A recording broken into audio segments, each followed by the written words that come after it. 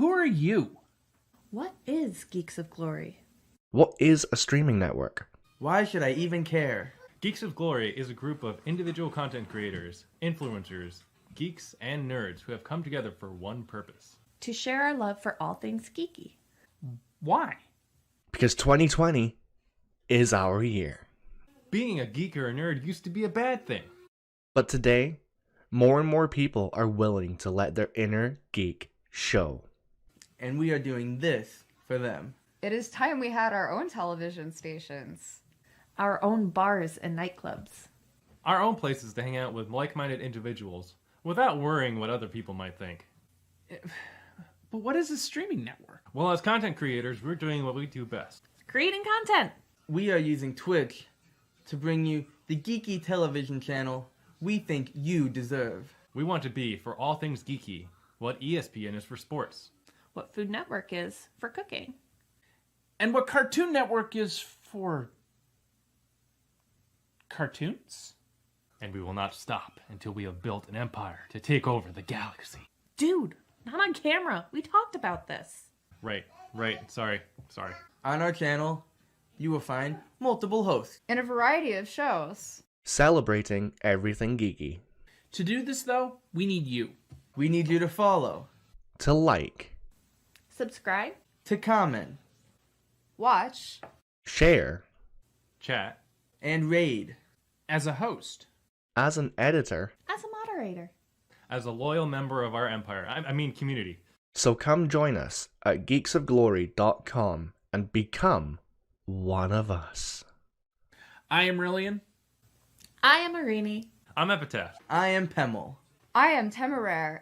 I am the Mayhem Vault 93. And this is Geeks of Glory. Hello, everyone, and welcome to this week's edition of Geek Retreat. I am Rillian, this is Geeks of Glory, and this is one magnificent scene, don't you think? Hello, I hope you are all doing well, and thank you for joining me tonight. It's the end of a weekend, I'm sad to say, but I am happy to say that we're here for you. And that's about all I got right now. For those of you that are new to joining us, Geeks of Glory is everything you just saw. We stream here on Mixer and YouTube, and we also hit up Twitch. Most of our schedule is over on Twitch at the moment.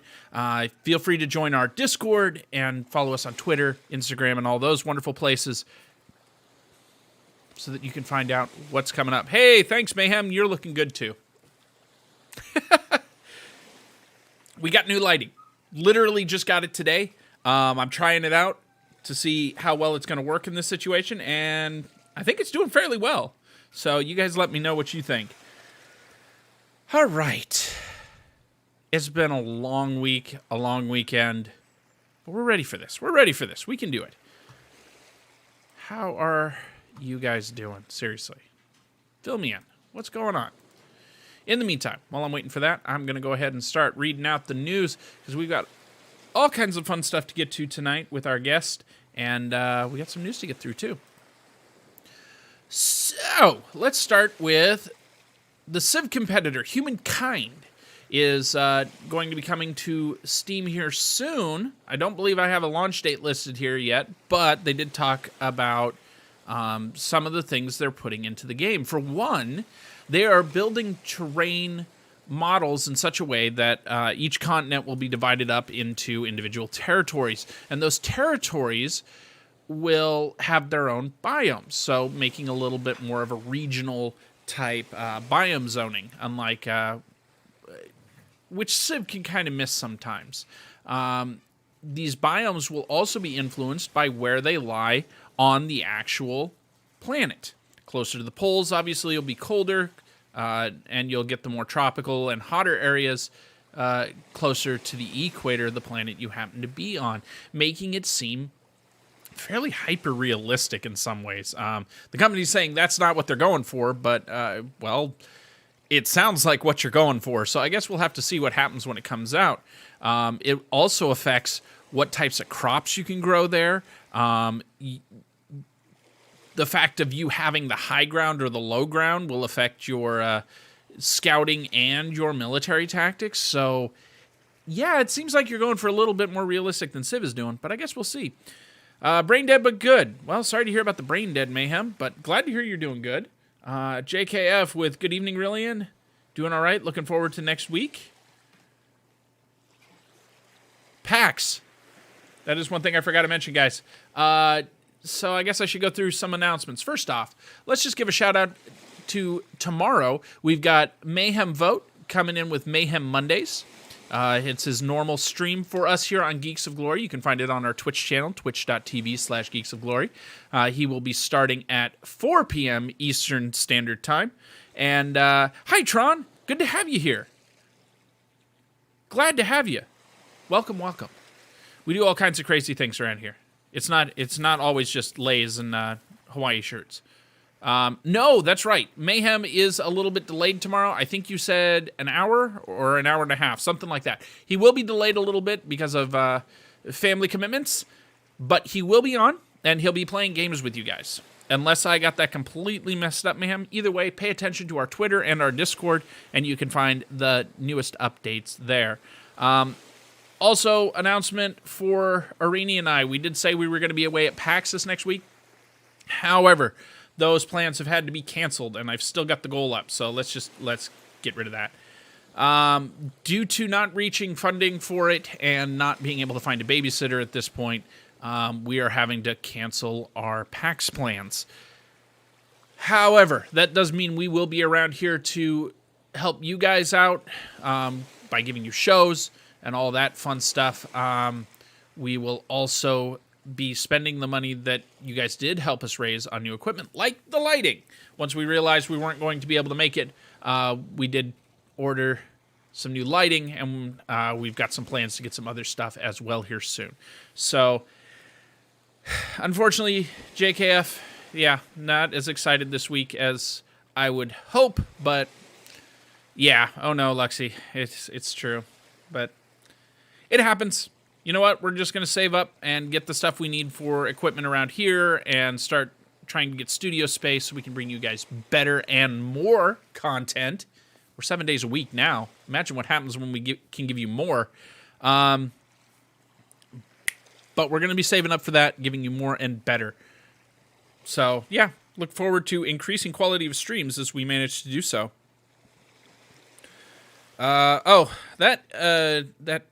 That needs to change, that message. We just got the notification from both the UK and the Canada sites that our affiliateship with Amazon there has been canceled due to the fact that we have not made enough sales through that. That's all right, Lexi. We do need to discuss about that kind of stuff. We need to get it up to once a week between you and whoever else will be writing. So I'm not putting that all on your shoulders, but work with Quilt and Zen and Mayhem and see what we can do about that.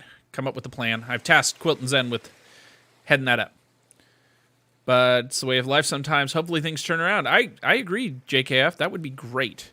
And I'm sure they will. We're going to make plans to try to make it to some other conventions later this year, but we've got to start by getting the funding together for that stuff. So, all right, sounds good.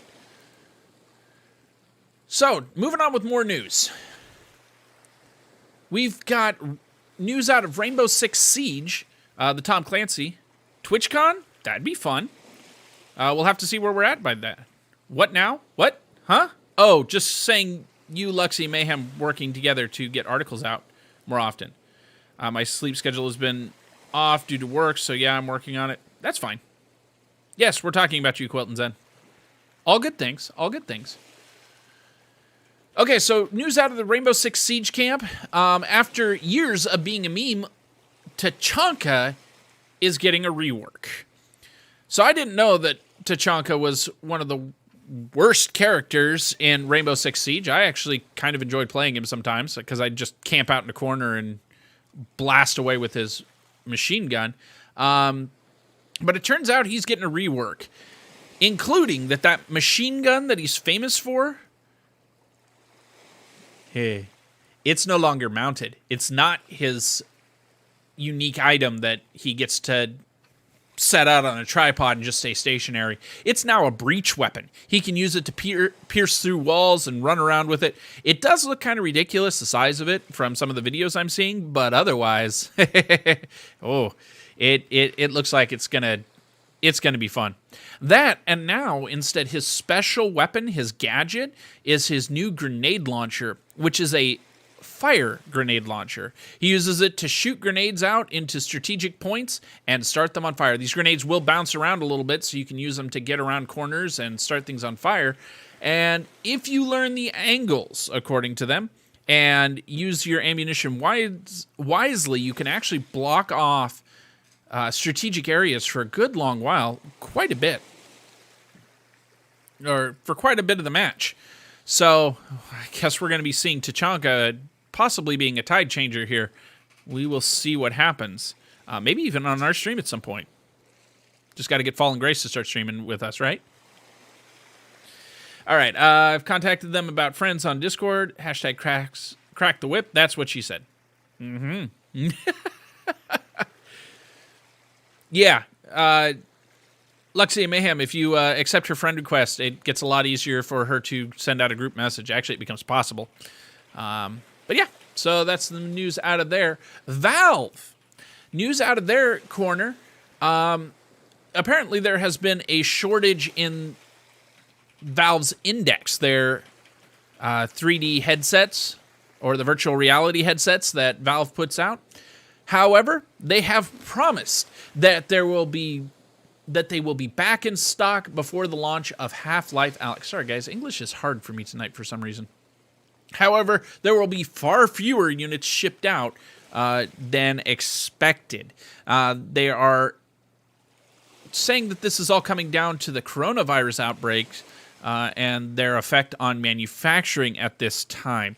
However, they are saying, with Half-Life Alyx coming March 23rd, we are working hard to meet demands for the Valve Index and want to reassure everyone that Index systems will be available for purchase prior to the game's launch. However, the global coronavirus health crisis has impacted our production schedules, so we will have far fewer units for sale during the coming months compared to the volumes we originally planned.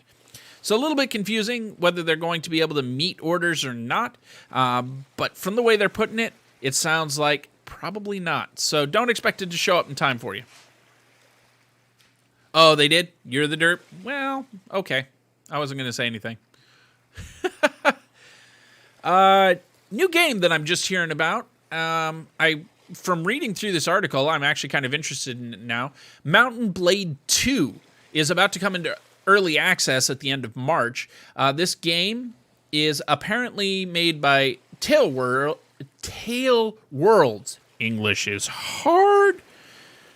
And it is a open and directionless multiplayer game. It also has a single-player campaign where you are back in the medieval ages, it looks like. I don't have a lot of details other than it's a... Oh, here we go. It's a ludicrously detailed medieval sandbox to explore in single-player campaign. You can pretty much live the life you want as you develop your character and side with a faction.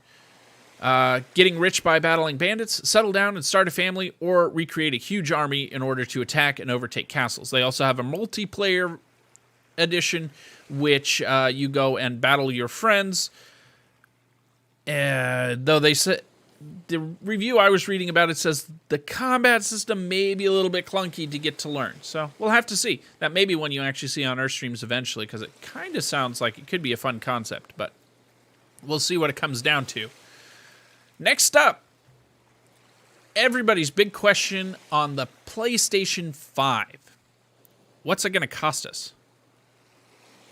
Just going to go quick, add that to the wish list. Sounds like a great plan. It's coming out to early access soon, so you might actually find it there. Let me know if you do. How are you doing tonight on Arming Daisy? So, yeah, with the PlayStation 5 launch, people are wondering when and how much. Rumors are in. So far, that's all we've got. Right now, predicted price values in the U.S. are ranging anywhere from $470 to $499 US dollars. In Great British Pounds, they're looking at about $449, and Australian, $749 Australian dollars. Now, we could be seeing a change or updates to that as early as the end of February here. But historically, we might be seeing that closer to June. The expected pre-order dates at this point are somewhere in the March-April timeframe. Historically, they would have been in June or July. You think the PS5 is going to be $700? Well, I guess we'll see. It'll be interesting to see where it goes. So yeah, that's the news out of that end so far. Rumored bundles are that we can likely expect Call of Duty bundles, FIFA, Madden, and NBA annual installments. It'll be interesting to see which of these come true. And I'm interested to see what kind of graphics we're going to get out of this thing, because consoles have just been getting better and better in that kind of angle. But we'll see. I am kind of a PC Master Race type guy, so it'll be interesting. Wet my whistle here a little bit. Okay. Let's see. So Google has reached out to Samsung and asked them to stop making changes to Android. Google has slammed some of the leading mobile manufacturers for altering the Linux kernel codes within the Android platform. According to Google, according to tech developers everywhere, if you make changes, it makes us more vulnerable because we don't have the time to update our software to protect what you're doing to it. So stop making changes. So we're really coming against a safety versus innovation thing where are we going to be able to keep up with it? Who knows? I guess we will find out. And then a big question becomes PlayStation 5 or Nvidia, the gaming laptops. Who will win the battle for gamers' cash? Like I said recently here, I am more of a PC Master Race type guy, but I'm more of a PC, the actual tower type, because I can change it, I can modify it. I'm not so much a laptop type guy, but there's big debates on which way cash flow is going to go here. With Nvidia saying, it's us, we can do it, and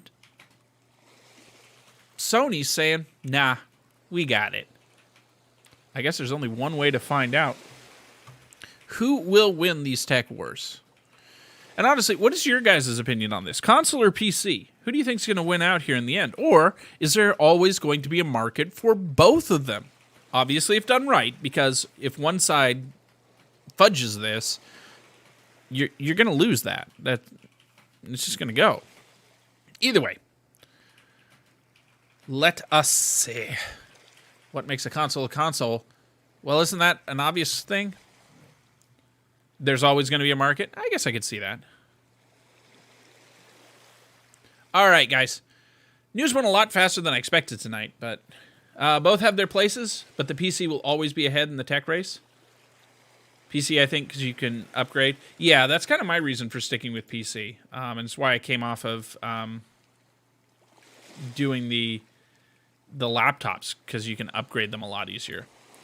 Anyway, I am looking now to see if our guest is ready for the night, and then I will start the introductions, and we can get talking about tonight's prime topic. The benefit to Xbox is it does go hand in hand with PC. Downfall is PS doesn't always want to play ball. Yeah, that's true, but PC is the best hands down. On the other hand, I'm a fan of gaming laptops for when I'm away from the PC.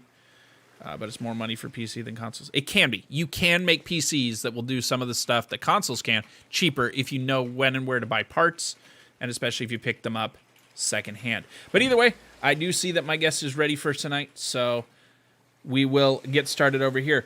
Guys, I would like you to welcome into our stream a wonderful streamer over on Twitch. You can find him, and I have linked his links in the description below for those of you over on Mixer. There's no place for me to do that, so I do apologize. But he's a wonderful streamer. He's also a dungeon master, world creator, and player. And all around, I'd like to say he's just a good guy.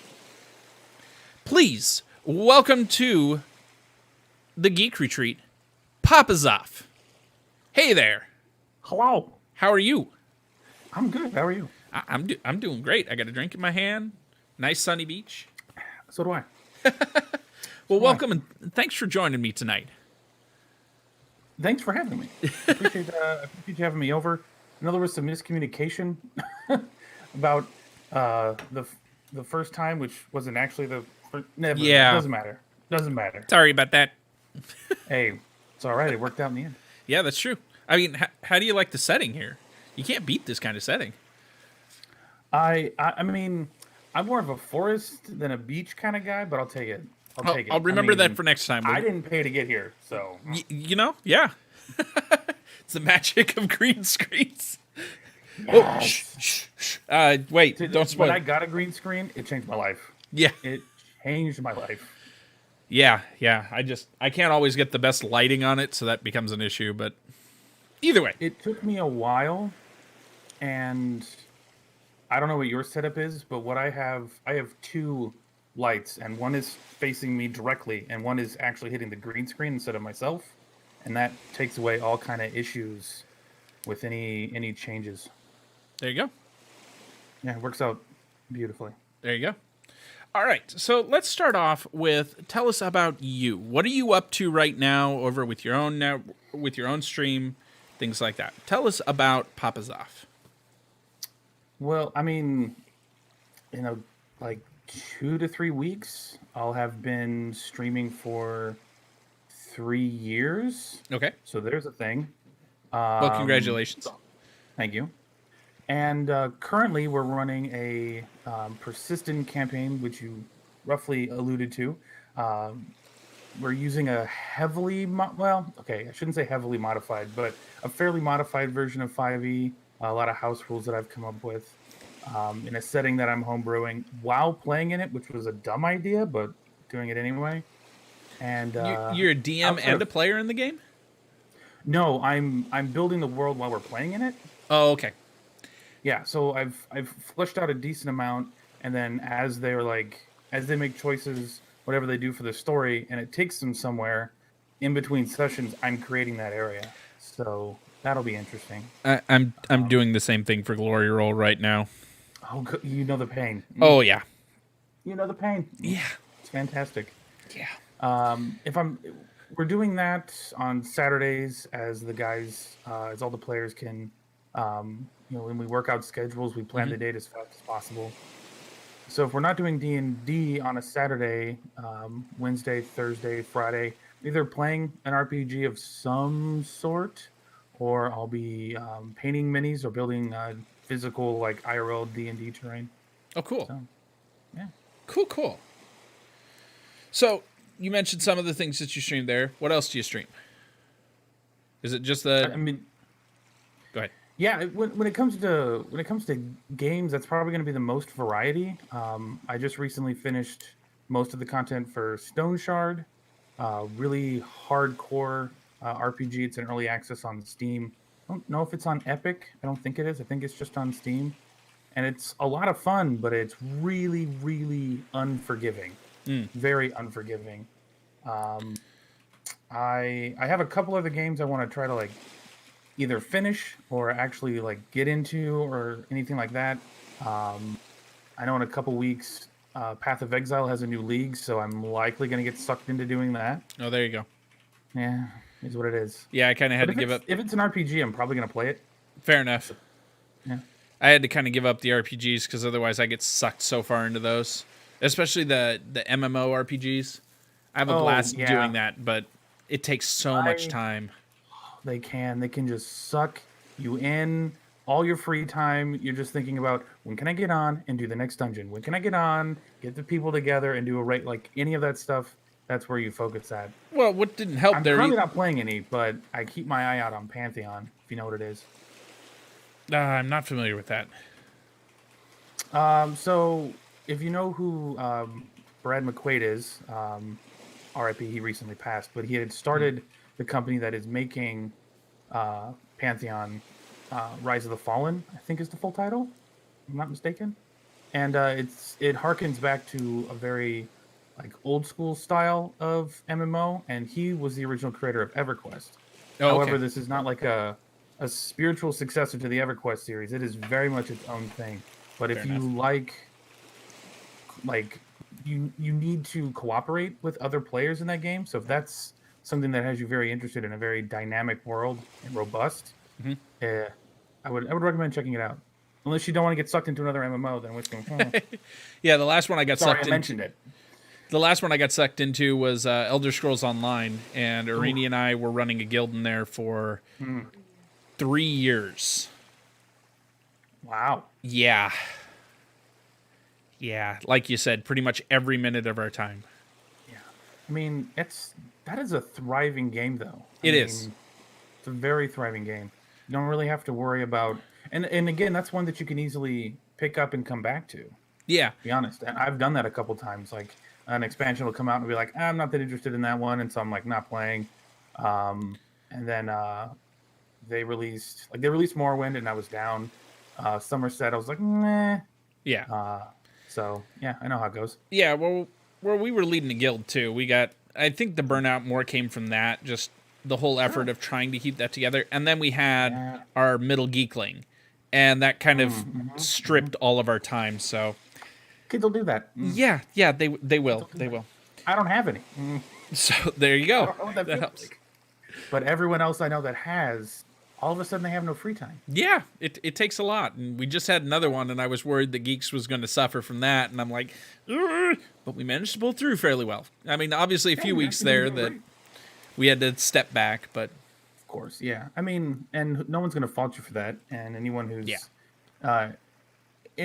who is fantastic in your community definitely came back. Anyone who didn't, well, probably didn't want them anyway. But why I can tell everyone came back. I mean, I'm still around.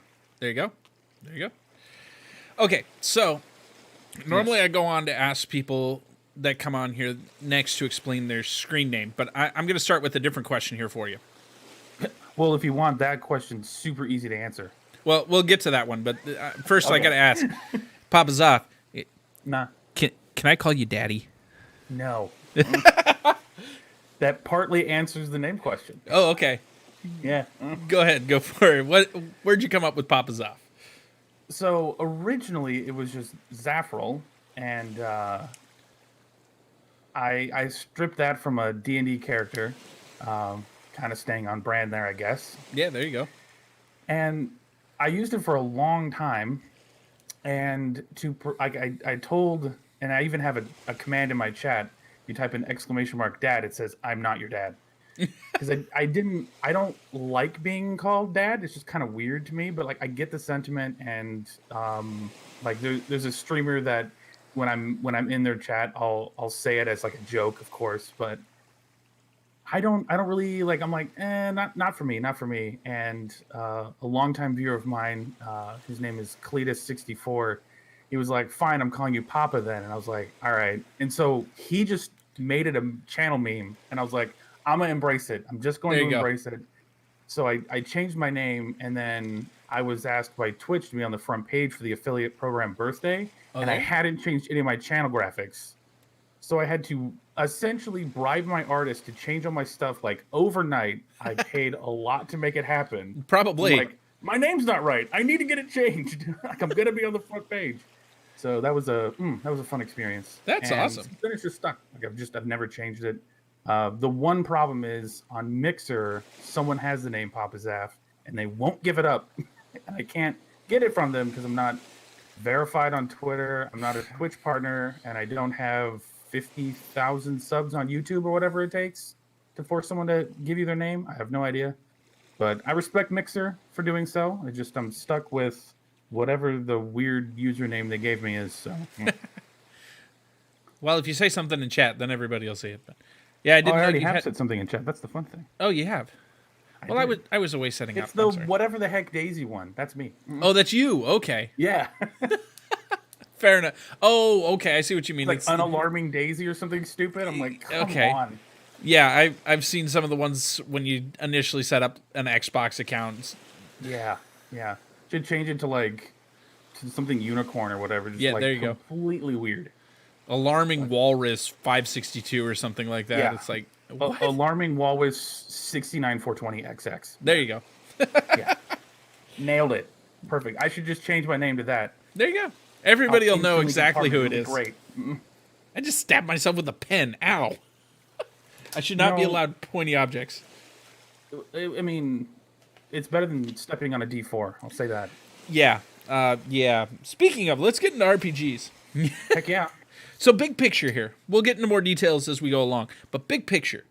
What are tabletop RPGs and D&D specifically? At least in your opinion here. Collective storytelling, cooperative storytelling, I guess you could also say, either way. Where everyone is working together. In my opinion, the DM should not be an enemy.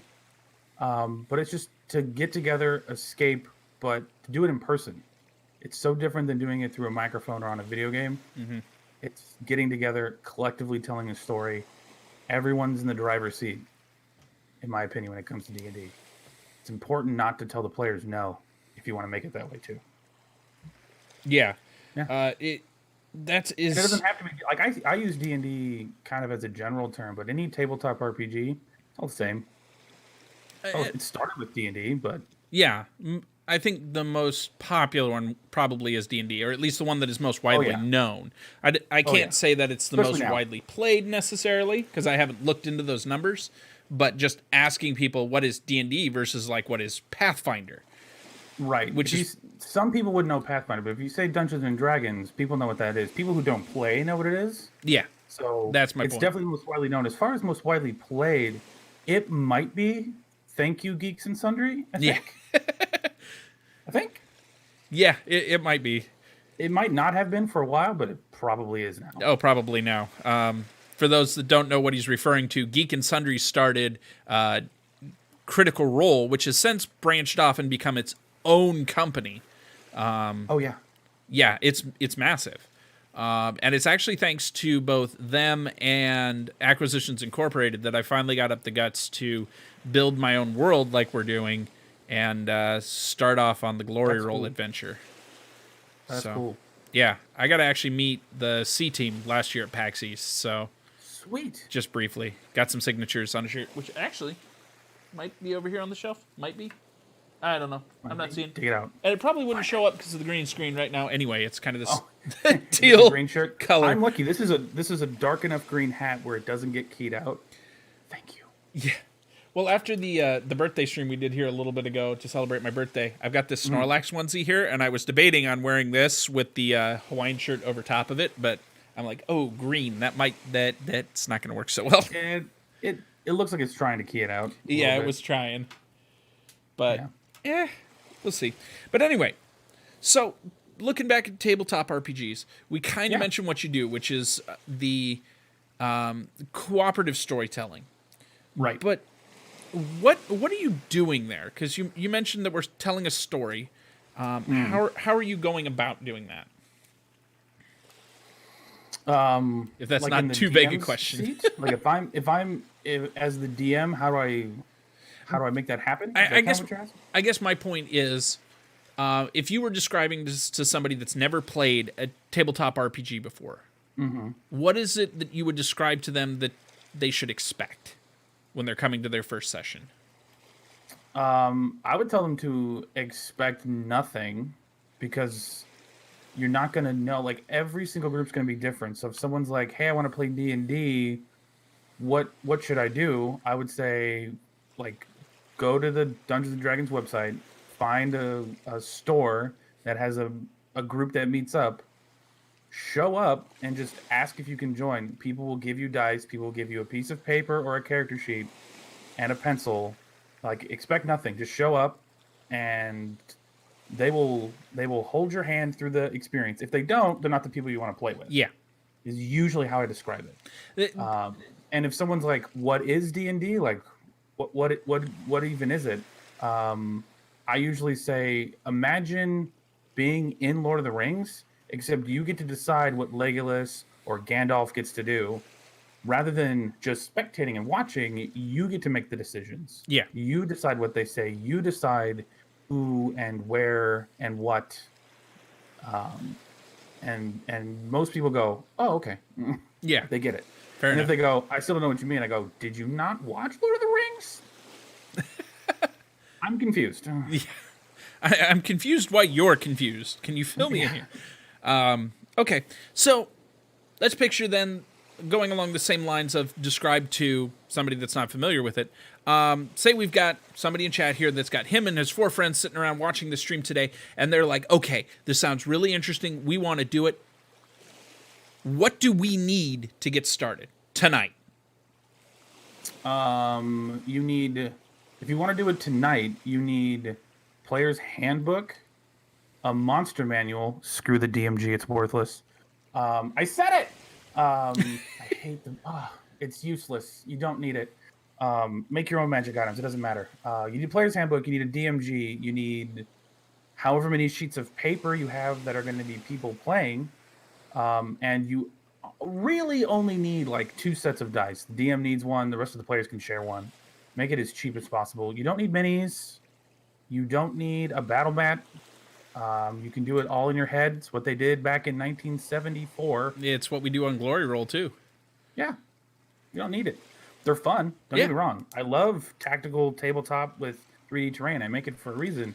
But I played for years without it. Yeah. Years. And I plan on it. Like, want to do tactics? I kid you not. It was like, okay, the fighter's this quarter. The ranger's the eraser. Like, we just used whatever. We just figured it out. Yeah. I would argue that you don't even need as much as you said. Really, all you need is the player's handbook.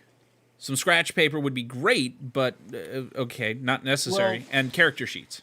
It kind of depends on how creative whoever's going to be the DM is. That's true. You might want to lean on that monster manual. I would also say picking up a published adventure is probably a great idea. Yeah. The essentials box, like the beginner set or essentials box, whatever they call it, I'm not sure. That thing's great. Starter it's pack. Got a great starting adventure. There's dice in it. There's pre-made characters, so you don't have to worry about it. Yep. Great place to start. But again, I don't think you really need it. If you're going D&D sounds fun, let's totally do it. Yeah.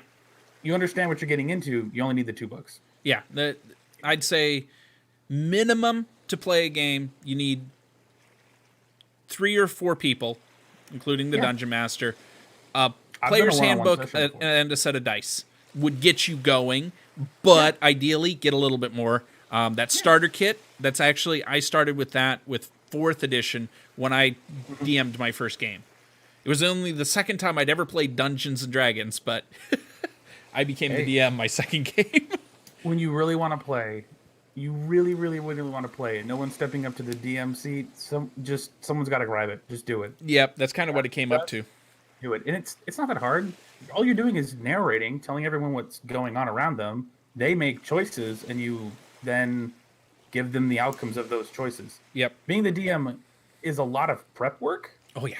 But when it comes to actually playing, you do so much little than they do. It's shocking. It can be. Unless you are unprepared for something they might be doing. My players love to do that one to me, but we'll get into, I think, some of those DM stories here in a little bit. Then, or how to problem solve them is another good one. Yeah. We'll get into some of those DM things. What are you drinking there? I am drinking, so it's a weird glass. This is a Teku glass. It's specifically for drinking beer. This isn't a wine glass. This is actually a beer glass. I am drinking Elliot Ness Amber Lager by Great Lakes Brewing. Okay. I am working on becoming a Cicerone. If you don't know what that is, I hope you know what a sommelier is, because a Cicerone is a sommelier of beer. Fair enough. So, yeah. Okay. Well, you should... I'm so deep into the studies that I'm literally eating brewing grains straight to figure out what they taste like. You should get in contact with Hop Topics if you don't remember him from our channels before. He was doing a home brewing stream for us. Oh, no way. Yeah. I'm sorry I missed. That would have been amazing. Yeah. I wish we could get him back, but he's so busy now. Just got job offer as a professional brewer, so he's left us. I want to get there. Yeah, there you go. Okay, so last question, kind of in this generic starting, but why play a game like this? Why? Why not? If you're going to sit at a computer or on your couch with a controller, with whichever console you want to be playing, and you're going to play an RPG, You're going to play whatever the next Legend of Zelda game is. You're going to play whatever next big RPG, whether it's sci-fi or not. Like, there are sci-fi games out there on the tabletop.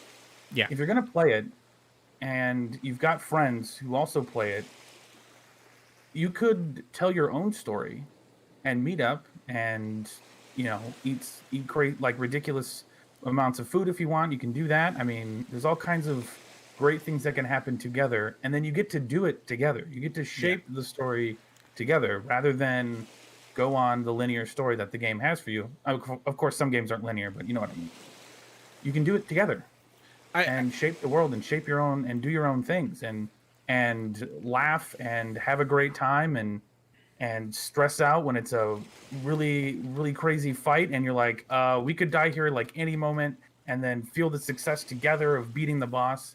You can get that out of an MMO, but it just feels better at a table with dice. It just really does. Yeah, it does. And I guess that kind of brings me around to one of the questions I was going to ask you a little bit later here, but I'll ask it now. So you've mentioned a couple times sitting around the table and playing this. I know from experience, I've done a little bit of this. Have you ever done any of the online systems like Roll20 or Tabletop Simulator or things like that?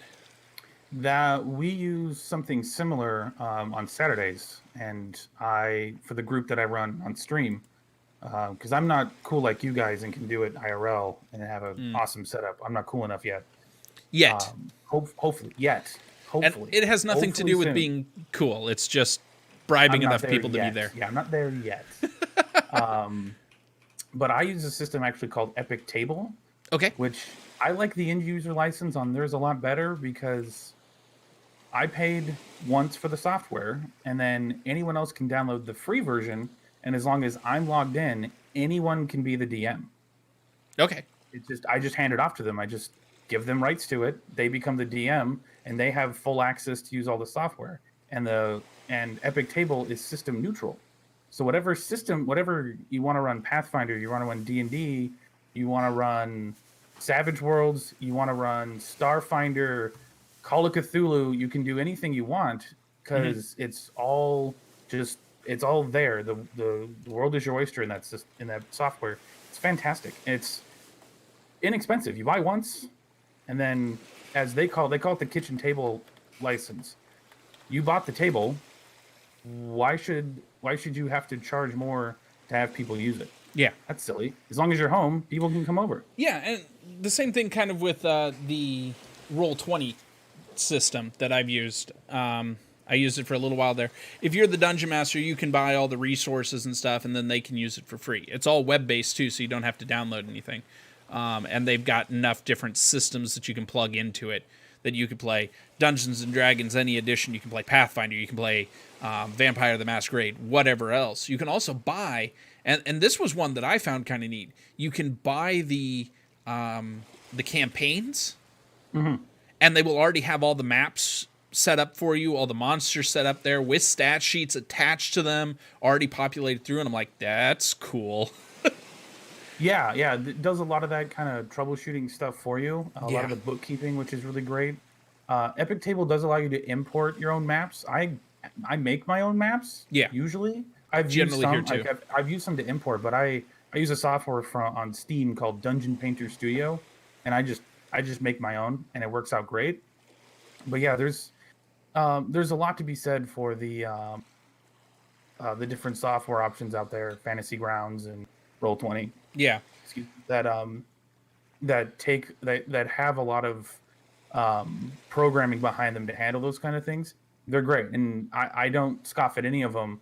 I just wanted to have something that I know I could use any system on. Yeah. And when I came across Epic Table, I was like, I want that. And that's just, again, that's my flavor. That's the way I like it, so that's what I use. Yes, and I think my last point toward the virtual ones, Sure. one thing that I saw that I really liked that would really help with metagamers, for one, is they had this dynamic lighting thing.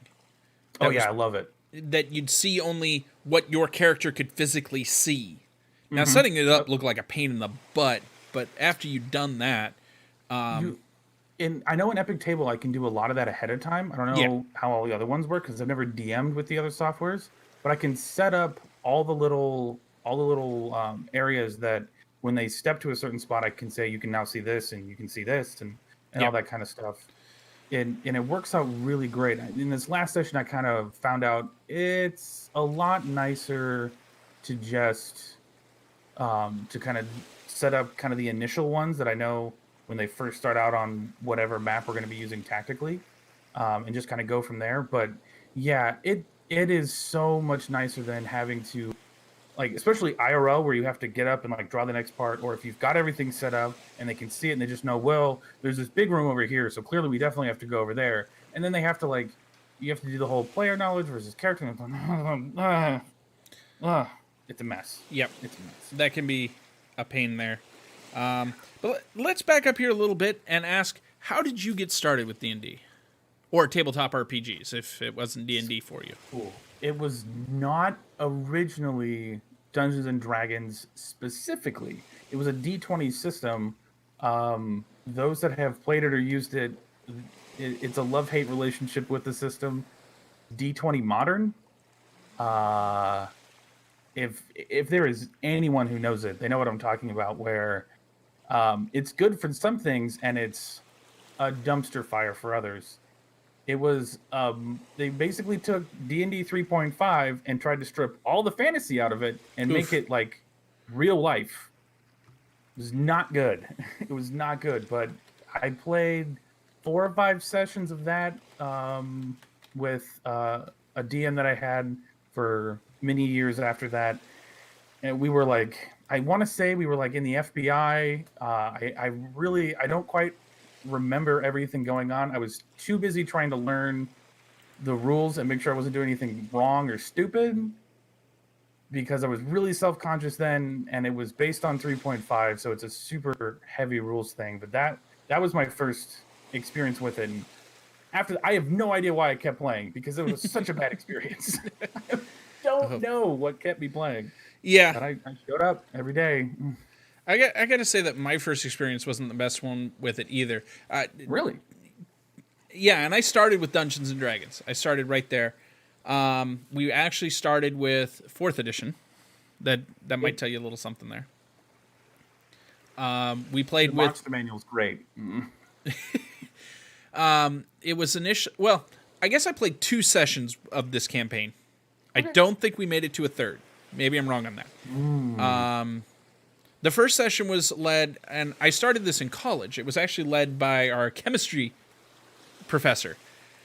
He started it. That's awesome. Yeah, and the session that I played with him was fairly decent, but then the group was too large, so he split us into 2, and he had the group that I was part of. How many players? I forget how many were in that group. But after he split us, and the group that I was off in was headed by, I think the guy was a junior that year. Maybe he was a senior. He seemed a little timid with doing it, but okay, yeah, he'll go ahead and do it.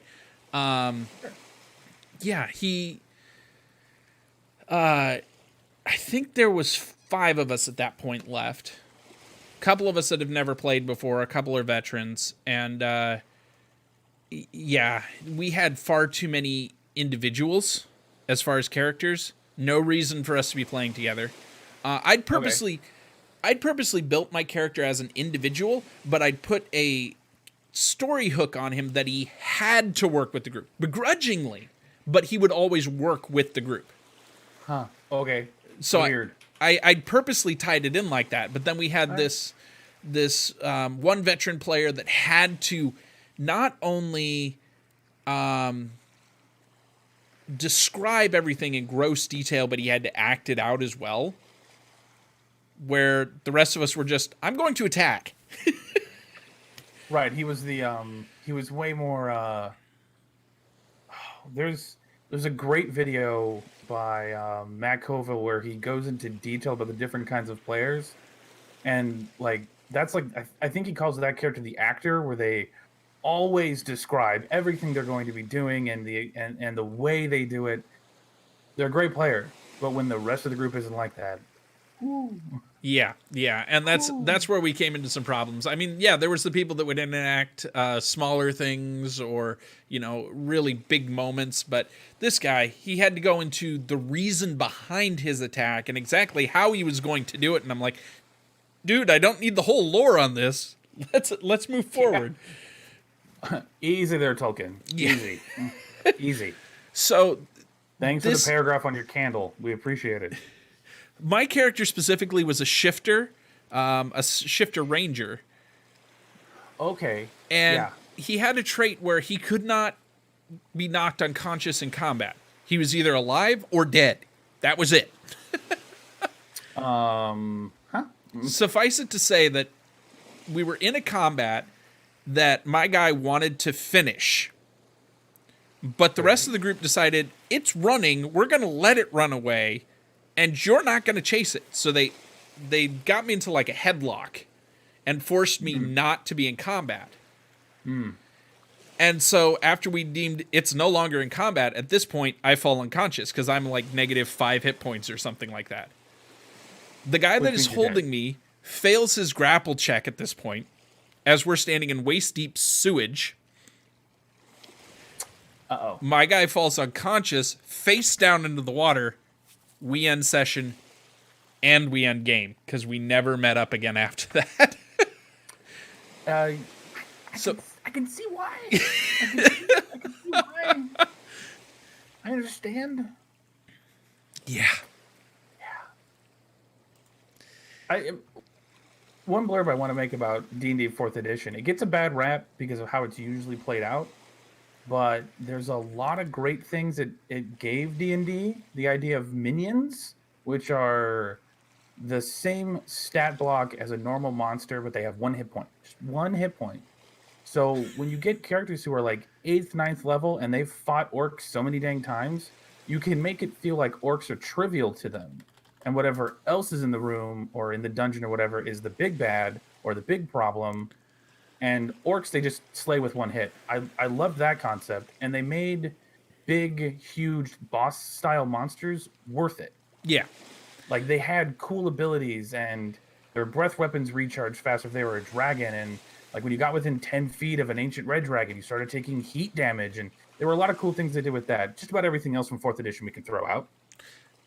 Yeah, I think 4th edition was their attempt to make D&D more accessible to the masses. Yeah, the idea behind 4th edition was it was going to have a dedicated online tabletop service that was going to be fully 3D, where you got to even see the dice roll and all that kind of stuff. They were going to go, everything was going to be programmed in. That's why you saw abilities in 5th edition, or I mean in 4th edition, say like 1 weapon damage. It'll say like 1 W plus strength. Yeah, it was kind of confusing in that way, but yeah, it was really confusing on paper, and everyone was like, "This feels so video gamey." It's like, well, that's kind of what they were trying to make. And they were trying to turn it into a video game, and it failed because they just never got around to making the tabletop version or the online version. I don't know why. They tried to save it with D&D 4th edition Essentials, which did okay. But eventually they said, screw it, we'll just make 5th. Yeah. And I think when they made 5th, they went back to most people's favorite edition, 3.5, and took the best parts of that, and then took some of the better parts of 4 and said, we can make this work. And they made it simpler. I would argue that they brought stuff in from 2nd edition more than 3.5. I mean, outside of like feats and stuff like that. But I think they pulled in a lot of stuff from like really late 2nd edition in the 90s, because there were a lot of things that when I was reading through it, there's a lot of things that I was like, ooh, this is kind of AD&D 2nd edition kind of like. I never played 2nd edition, so I don't know. I can't say. Very little. I played a lot more first. Oh, really? Yeah, I've never touched that one either. So. Oh, it's good. Descending AC and THAC0, give it. I love it. Anyway, I feel like with 5 that they took some of the best parts of the other editions and then made it simpler, so it's a little bit more accessible to a starting player, but it's still got enough meat on the bone that for veterans, it's still a good playable game without being. I completely agree. Without being dumbed down too much. So. Yeah, I completely agree. And they made so many things, so many problems I had with 3.5 and 4 are optional rules. They're like in the Dungeon Master's Guide. There's a bunch of things that you can add in, but you don't have to. Like multi-classing's in there. You can let them have it if you want to, but you don't have to. Like all these optional rules that were the things that I would totally want to throw away were throwawayable. Like they were just, you're not going to have players going, oh, but I want this, and you can just be like, yeah, well, no. Fair Which you enough. could say before, but so many people were like, but the feats they're in the player's handbook. You said Yeah. we're using player's handbook, so I can use the things in there. I'm like, yeah, shut up. I also like that in there now it is written that, and I don't remember what page or anything. I'm not one of those guys that can cite that for you, but it's written both in the Player's Handbook and the Dungeon Master's Guide that these books are guidelines to craft your story. The Dungeon Master has final say. Yep. Yes! It literally says the DM is God. Pay attention or die. You don't have Okay, to like, wonder I where might your be missing. God is anymore. Because No, he's right in here. in the deity spot, you just write the DM. All one word. I actually had a player do that at one point. He wrote in my name in the deity spot. I'm like, kiss ass. Hell, the DM. And he seriously started crafting a religion around it. It was like, oh my, Oh, that's good. I'm That's okay with great. this metagaming. I am okay with it. If there's any form of metagaming that's okay, it's that one. It's that one. All hail. Yes. Okay, so going along with the how did you get started? First character, if you can remember. I don't remember the one from D&D Modern, but when it comes to actual fantasy D&D, that was definitely 3.5. Okay. Name, no. Race would have been human, I think. Okay. I'm almost certain I just made a fighter because I thought if I beat things with stick, that's going to be the easiest. Okay. I think it was a fighter. Human Yeah, fighter. 3.5 fighter. I went human, so that's an extra feat. So I took improved initiative, which gave you initiative bonus as a fighter. That was like a no-brainer. It was the thing with 3.5 is there was like, it's like playing Path of Exile where it's like there's a build. Like you make a build. You plan it out ahead of time. So I remember going, I need improved initiative because I want to be going first more often. And I started early, where I was doing things that were slightly not optimal. I actually had a higher dex than strength for two reasons. One, dex makes you harder to hit. And I also kept a longbow on hand, so I would range before getting into melee combat. Okay. Yeah. That actually sounds a little bit like my first character there as far as the combat style. My first character was actually the one I was describing earlier, the Shifter Ranger. I think his name was Striker. I could be completely wrong on that. Well, a striker was, in 4th edition, striker was a type of character. That was my name. So, That was well, my I'm just name. saying, it was a type of character, so you probably just went, perfect, that's my name. I think it was actually the screen name I was using at the time. Oh, that could be. I was either using like Striker or Phoenix or some combination between the two. It was before I'd settled on really, as my final and official. Yeah, that seems like a natural progression. Yeah, it was. Striker, Phoenix, brilliant. Yeah, perfectly. We'll get into how my name came about some other time, but it wasn't that clear cut. I can say that. But yeah, he was actually a ranger, if I recall, a Shifter Ranger, and he would dual wield axes. Oh, that's a little off meta. Yeah, he would. Little off meta. I started him with hand axes. Actually, he'd start with a hand crossbow and an axe. He'd launch the hand crossbow, throw the axe, and then pull out a double-handed axe or a hand and a half. I can't remember. It was like a versatile, I think. Sure. I just remember trying to theme it all around, okay, he's just going to be equipped with axes out the ass. I think traditionally in D&D, that's the battle axe that can do that. Okay. Yeah, and it The may have axe been. equivalent to a longsword. It's been way too long, but yeah, I just remember thinking, I'm going to theme everything around him just carrying as many axes as possible. 3 or 4 hand ones around his belt, one over his shoulder. Let's go. And Should have named him Uller. yeah, there you go. But it was literally, throw, shoot, drop, draw. And that was Why like not? how we entered combat. And then close range as quickly as Standard possible. modus operandum. Yeah. So, what is your favorite character or class to play? Character type or class? Depends on when you ask me.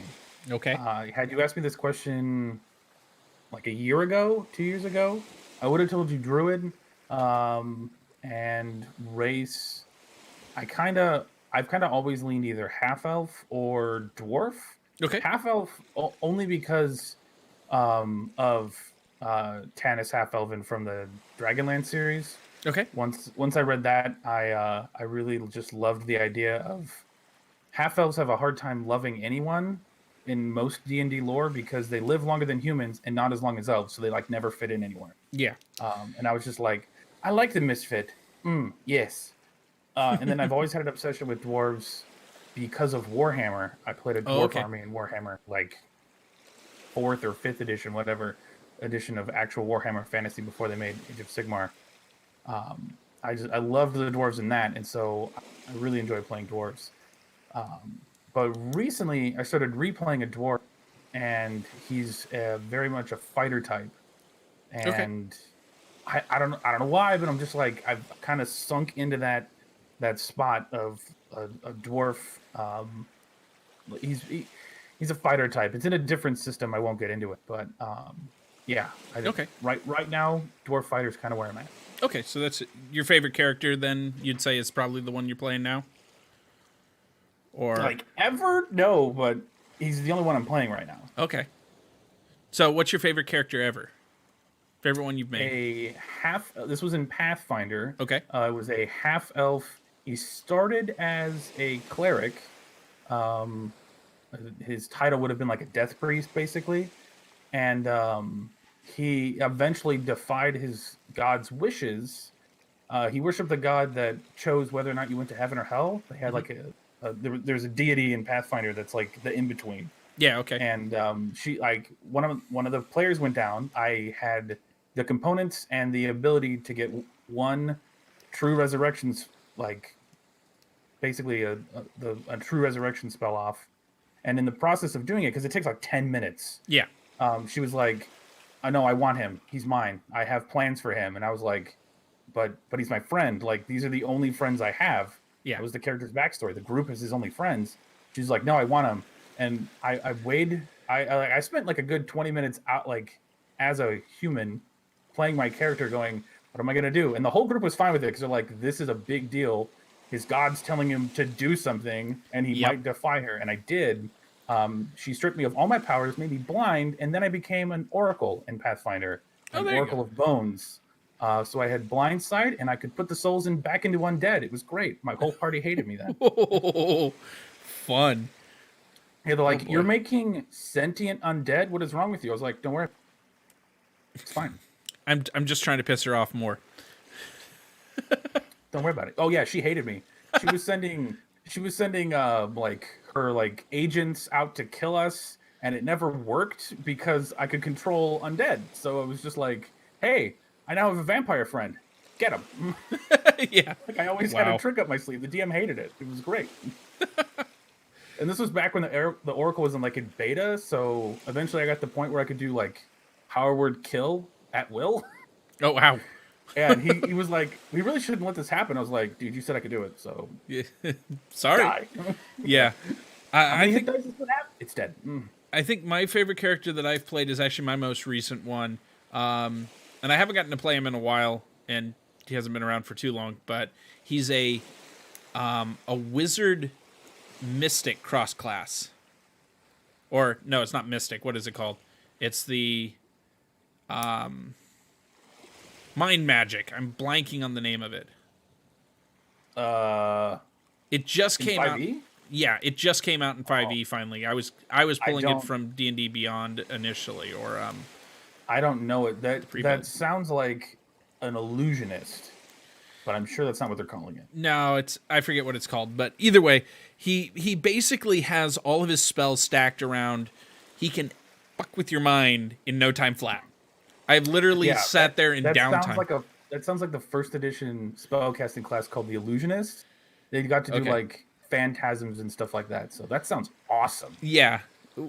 He's the wizard, and then I'm blanking on what psionic. He's a psionic. That's what it is. Oh, okay, yeah. Psionics have been around for a long time. Yeah.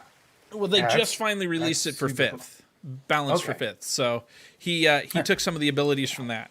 Yeah. Yeah, my group tied me up at one point to stop me from casting. And they forgot that I could still use my mind to cast, so I lit one of their pants on fire. It was hilarious. You can't speak. I don't care. I can still think. You can't stop me. I think my favorite part about him is not necessarily what he can do, but the character that he is. I've made him so just off the ranch. He's not quite what you can call crazy, but he's just so out there that the DM actually allows me to metagame in such a way that I bring in random things from the real world. Like he started humming a song from the real world. He started messing with stuff from other lores and things like this. And the DM's completely fine with it because it matches his background. He's actually capable of world hopping between realms theoretically. So he's a bit of an off character, but that's why I love him. That's great. And That's really, really great. Really only the DM and I know about that. So that when I start like having him hum a song from the real world, the players are like, can he freaking do that? And the DM's like, yeah, he's good. Yes. He ate the magic mushrooms. Pretty much. Yeah, but he's probably my favorite just because of that. So, okay.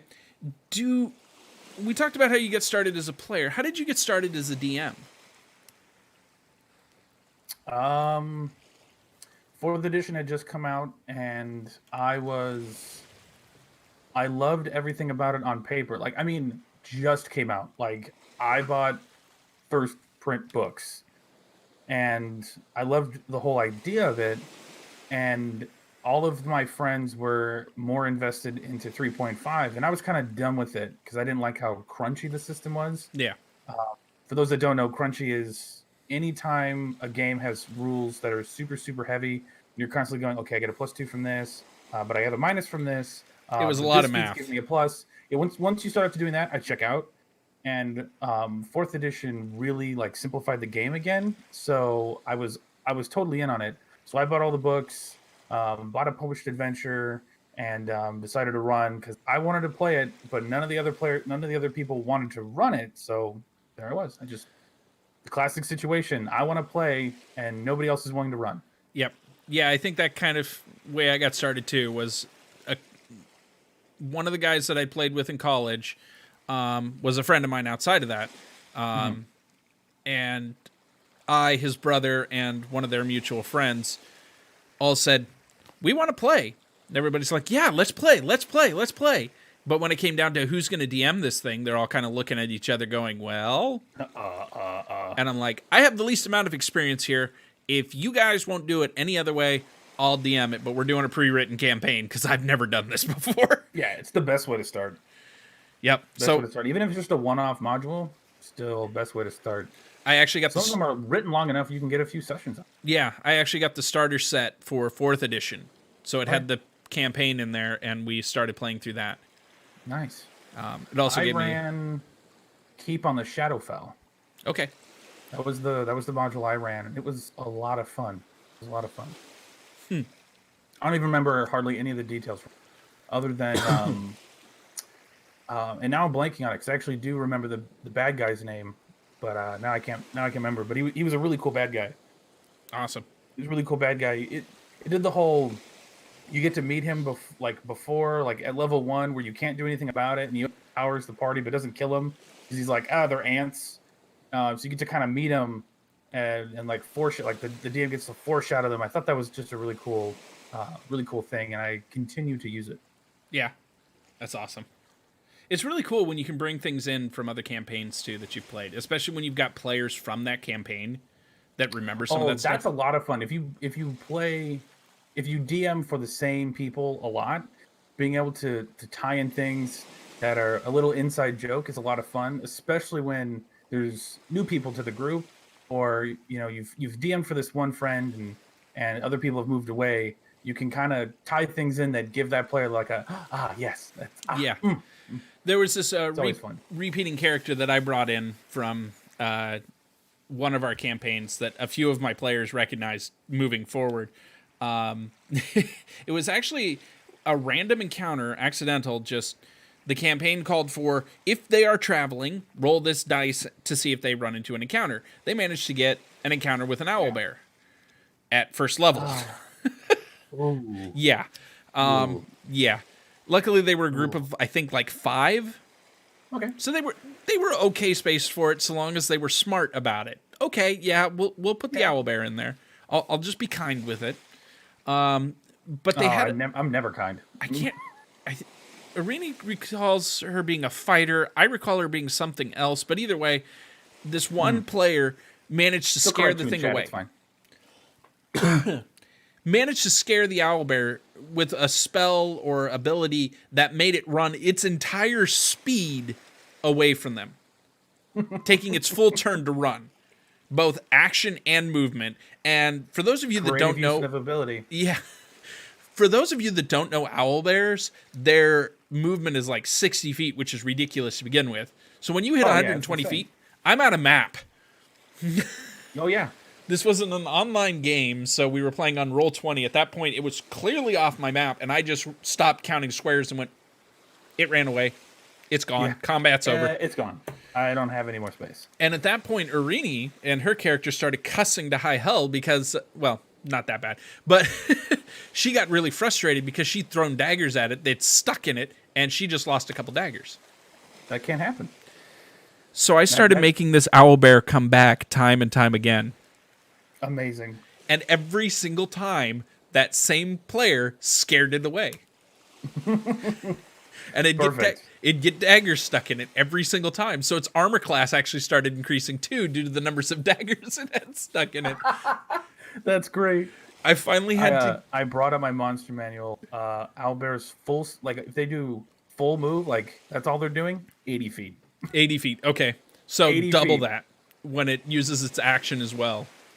Because you get that would be the that is doubled. It's 40 normally, 80 feet on a double, but still 80 feet. You're not catching up to that. Yeah, no. Even the fastest characters, nope. You're bye. No.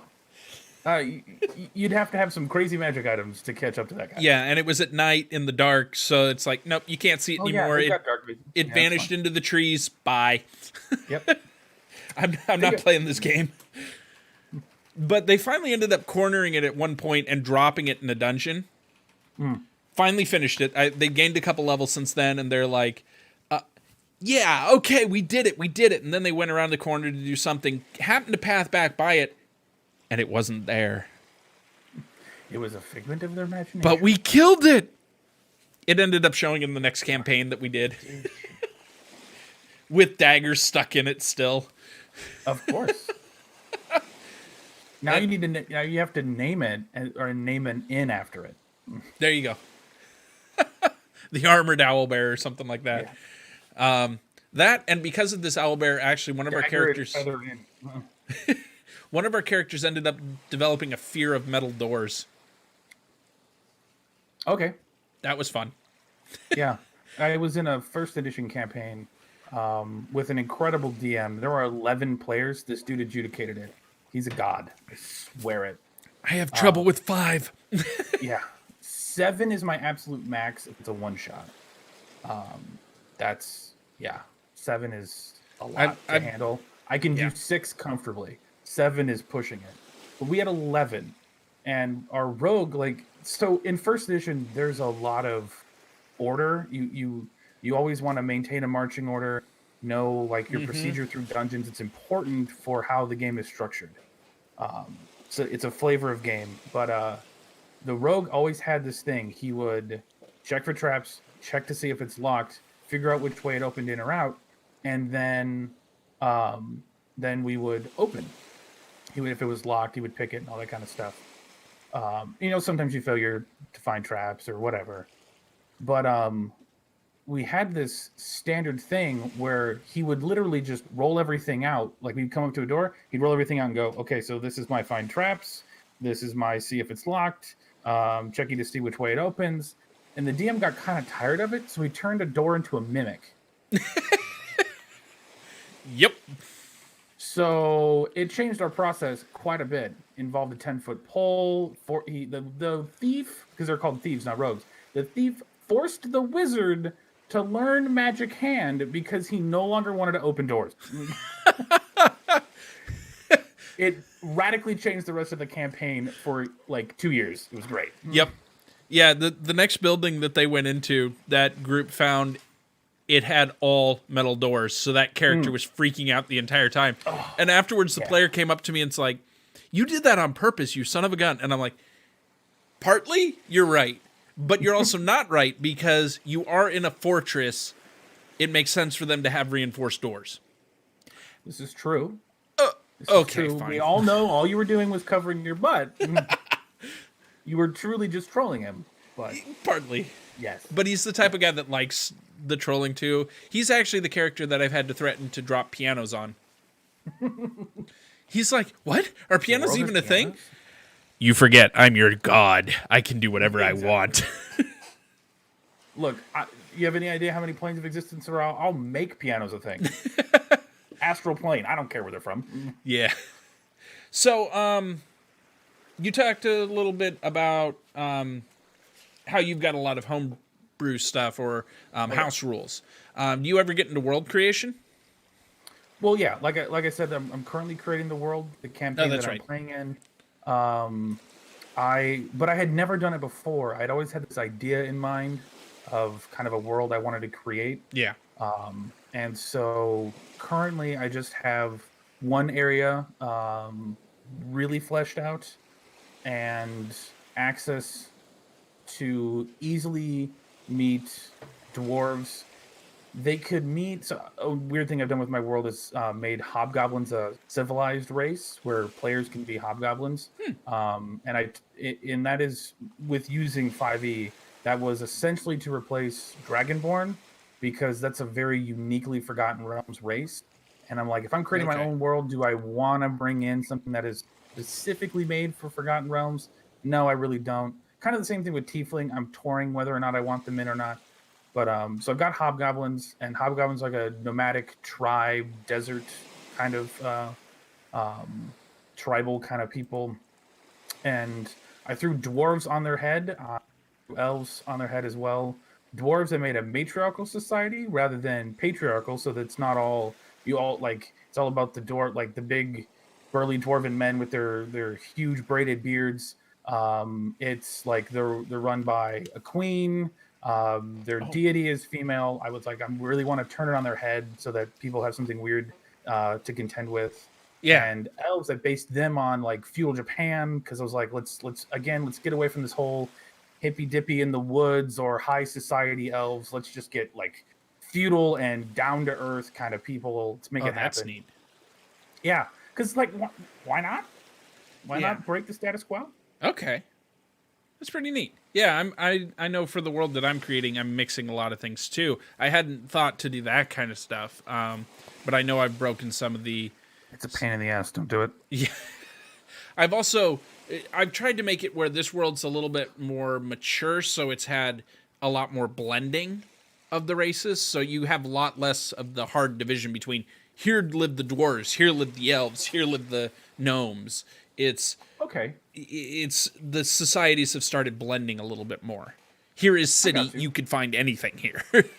Sure. Yeah. Granted, yeah. I can totally see that. Yeah, that's it also takes away the whole super cliche dwarves versus elves thing that I am so over with. Yeah. I mean, in all fairness, I am still lending, certain races have tendencies towards certain things. So elves you're going to find a little bit more of a, magic users, whereas dwarves are going to be a little bit more on the tech side. The world I've created is steampunk. So, oh, sweet. Yes. I have zero creativity when it comes to being able to form steampunk stuff, but God, do I love like watching things that are steampunk or playing games that are based on steampunk stuff, but I'm like when it comes to creating those things.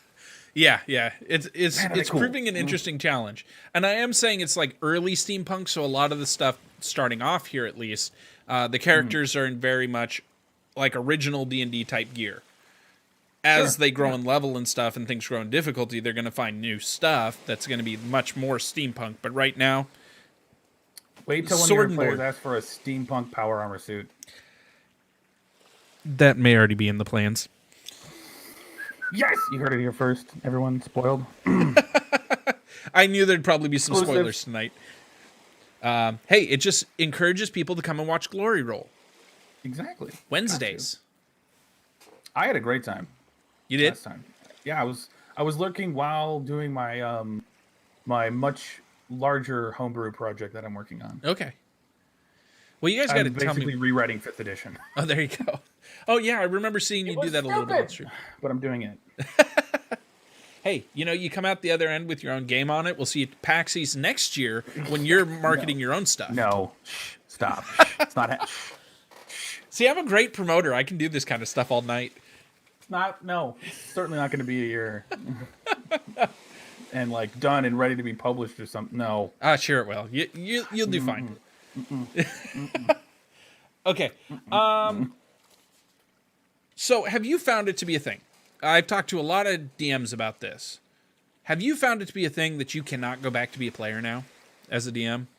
Oh God, oh, I love being a player. No, I mean like nobody allows you to. No, absolutely not. I've got 2 other DM friends who are like that when they started games, they're like, "You want to play?" Yeah. Like, instantly they asked me. And I have another friend who is looking to start a game. He's never DM'd before, and he said, "I want you to play because I need your like knowledge. I want to kind of lean on like what you know." And I was like, "Don't worry, I won't like metagame anything, but I'll definitely like help you out." But no, I have friends who are always asking me to play. Yeah. You kind of got to find that balance there with what you were just talking about between, especially with the experienced players, where they're not a rule lawyer, but they know the rules and can help out with that kind of stuff. Yeah, that's a personality type, and I'm not that person, which is probably why I get asked. I mean, as I've very much made it known, I bend the rules, I change things all the time. I form the game that I like. I form a world that I like, and it's up to the players whether or not they're okay with playing in that. Yep. But I am more than happy to play in anything as long as it's something I'll enjoy. Yep. I find that I'm not a big fan of the cyberpunk game where it's like super high tech, super high fantasy. I don't really get into the world. I love the whole tech side of it, Yeah. but the magic side like didn't really turn me on. And I've played it like once, and I was like, eh. But no, like I will purposefully play the underpowered, super off meta character simply so that I couldn't rules lawyer. Like I couldn't. I'm playing the one character that the rest of the party's like, do we have to bring him? Does Do he we have really to need be on our bring the team? dual wielding fighter with garbage AC. He's we the don't last. actually have a tank. He's the last guy we're picking for the dodgeball team. Yes, exactly. Like you do have to bring me because without me, you can't get into the city. I'm the only one with context. I did. I was that was a character I played. I only played him for like 3. The group, for whatever reasons, needed to get away. But I was a dual wielding battle master fighter, all dex based. So I had decent AC, but my hit points were trash because I had no bonus in con. Huh. But since I was a battle master and dual wielding, I was like parrying all the time. Like his whole thing was finessing through fights. And I had high charisma. They were all like, "You are a fighter with high charisma." I was like, "Yeah, talk my way out of fights." Like we don't get experience for that. I was like, I don't know. Ask the DM about that. That's not my problem. You can if you've got a good DM. Yeah, he was. I mean, he did milestones. So as long as we were advancing the plot, we were going to get levels anyway. Yeah, and that's kind of what I do with the Glory Roll group too. Is I mostly do it milestones. Once you've gotten through enough stuff that I think you deserve it, you'll get a level. Now that doesn't always mean the group levels at the same rate because there are some people that just hang back and just we're not involved with this. We're not involved with this. Fine, you don't get the level. Oh, see. But usually I we're catch them up fairly quickly, and I also give them opportunities to catch back up eventually. But it's You would like old school D&D. That's a built-in mechanic. yeah. Well, technically it Classes is level up. with experience counting too, because like when the one guy goes off and barters with the Lord for their quest reward or whatever, okay, you get experience for doing that. That puts you 1,000 experience points ahead. You just got the level. They've all still got to catch up, or whatever. You could do it that way if you wanted to nickel and dime it. But Sure, yeah. That's a very like specific to the DM kind of thing. In first and I think even in second edition, if I remember correctly, classes leveled up at different rates. ooh, Thieves, because they weren't called rogues, they were called thieves. They leveled up the fastest. I think fighters were next. Clerics and illusionists and paladins were roughly around the same, and then magic users, they weren't called wizards, they were called magic users, leveled up the slowest. And it was all based on being a thief is like a jack of all trades kind of thing, and you're the one doing a lot of the dirty work and shady things and sneaking around and climbing walls, throwing grappling hooks up and getting over the portcullis and all like those kind of things. So it was built into the system that the thief would level faster, which is so bizarre nowadays. We're so used to video games and standard progressions and stuff that when I put something similar like that into my game, all my players, the fuck? Why? yeah. I with don't know. it? So I reward experience based on if you showed up, how well you complete story objectives. You can get 1 to 2. You get 1 point for showing up, 1 to 2 for story objectives and how well you do them, and 1 to 2 for good role playing and creative use of abilities to like overcome obstacles and stuff like that. yeah. So in the last session we played, 2 players got 5 experience, 2 players got 4, and instantly they were like, the 2 players that got more experience were like, what did we do? Honestly, How did we get the extra? the only reason that some players actually got levels ahead of time during the last campaign that I was doing, that they got it before other people, was because the people that didn't get the level weren't there for like 2 or 3 sessions in a row when they got the level. So it's like, Yeah, that okay, makes- you're behind. You got to play catch up. Yeah, absolutely. That's what They're you get for gonna, not like- coming. Yeah, you don't get to just hang out behind the group and they're gonna like drag you through the dungeon. That's not happening. Yeah.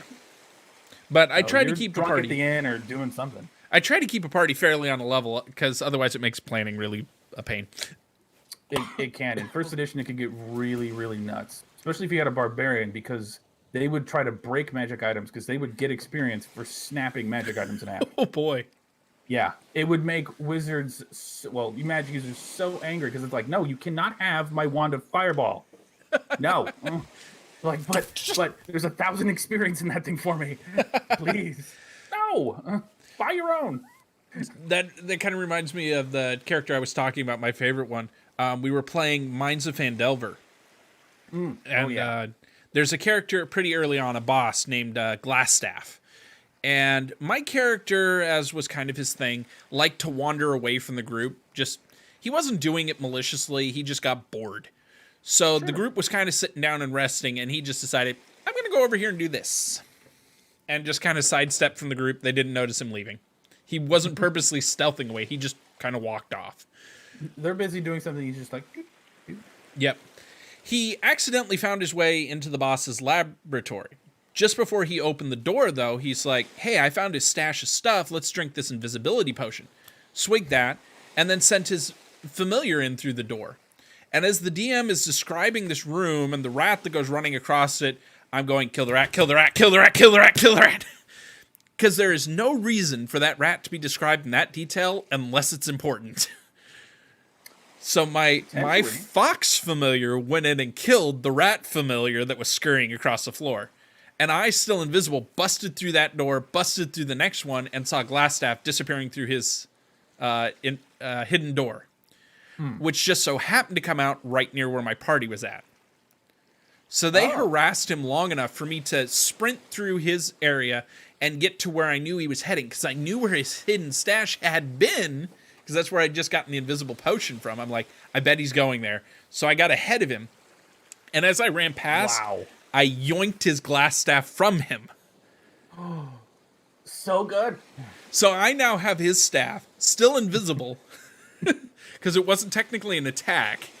No, I just- that's not an attack. That's not an aggressive action of any kind. Exactly. I yoinked it out of his Malicious, hand, but- got around the corner, and then as he started running away because he now has no abilities, I clocked him with his own staff as he came around the corner. Just clotheslined him. Yep. Oh, so good. And That's amazing. I think the warrior had to catch up and finish him, but it was one of those. That's how we end the first boss. And now, That's too with good. that staff, I am now a wizard with 18 hit points, or 18 AC. Sure. That's a little bit OP. Absolutely. Why not? Okay, so the next one that I really had for you is, what is your biggest pet peeve, both as a player and a DM? Those can be 2 individual points, but what is your biggest pet peeve? As a player, it's anytime the group becomes selfish. If people no longer work in the interest of the group. That's not saying you can't have a character who is lawful good and they're opposed to the killing of the orc women and children.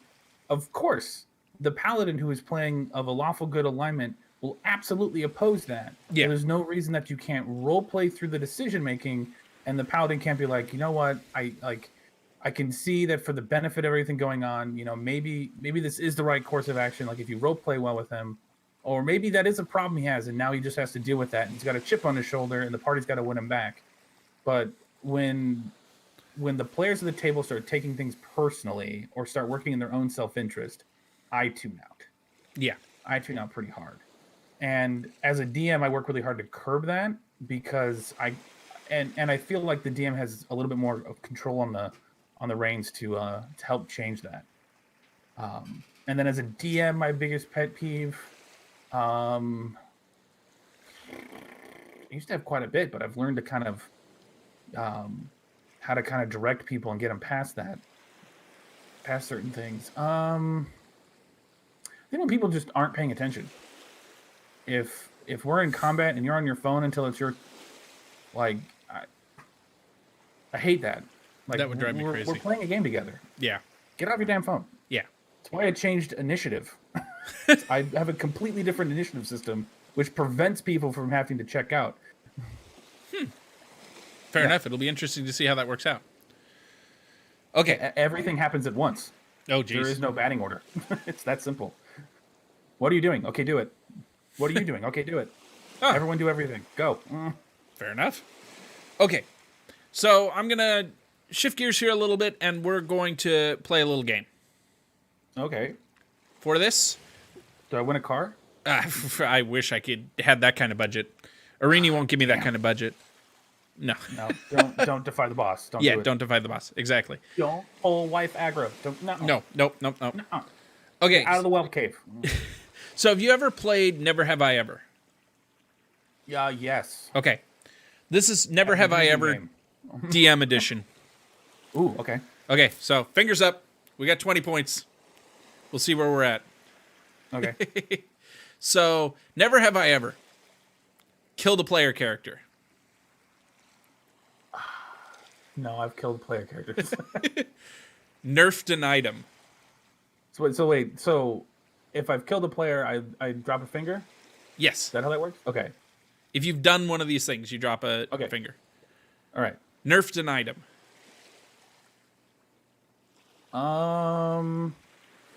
So I need context. Hey. Is that saying I looked at an item in a book and I said that's too powerful and I changed it? Yes. No, I don't give them out. I typically make my own. Okay. Let me go ahead and no. I've never nerfed an item either. I've changed stats, but I've never nerfed Yeah. it.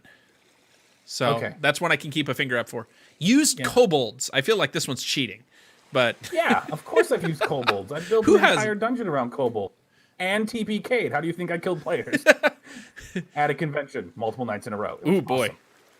awesome. Never have I ever been a player. Of course. Yeah. Of course I've played.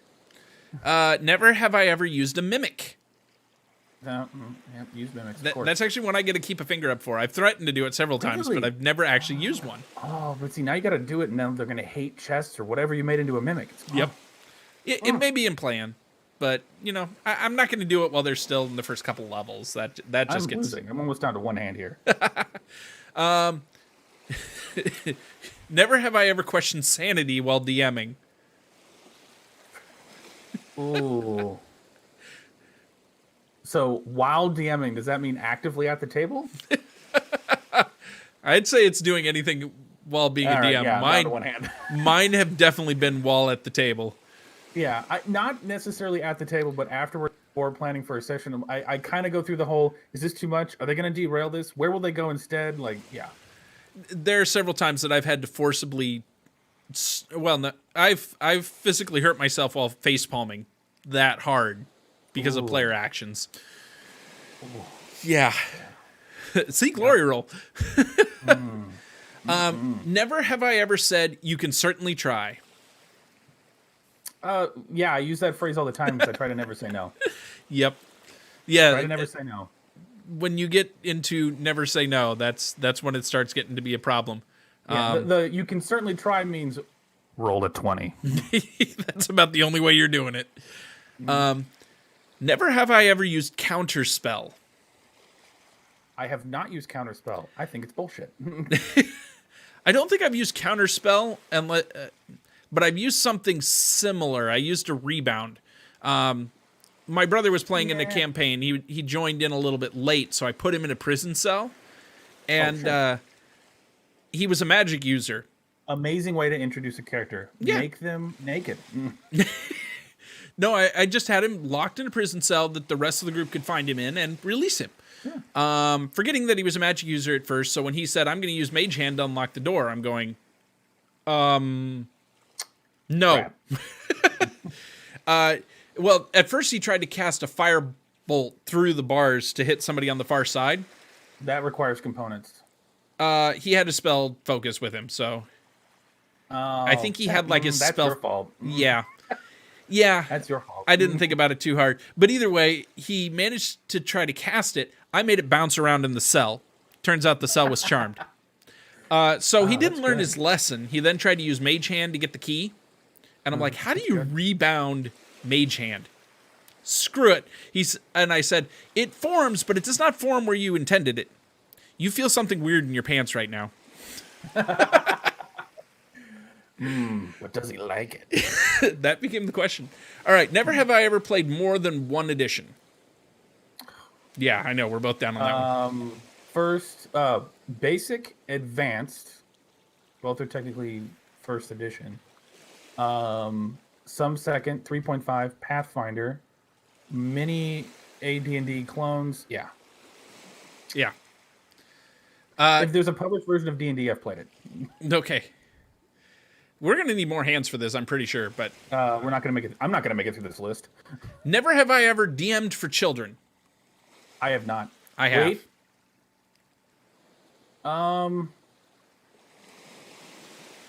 It was one kid, so yeah. Yeah. Eldest 10. Geekling. Yeah.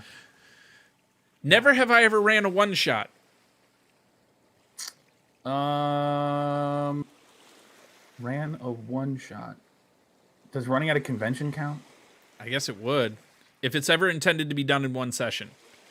Technically, my one-shots weren't done in one session, but it was because our sessions were half-hour long, and it was a one-shot intended for like a 4 to 5 hour session. Yeah.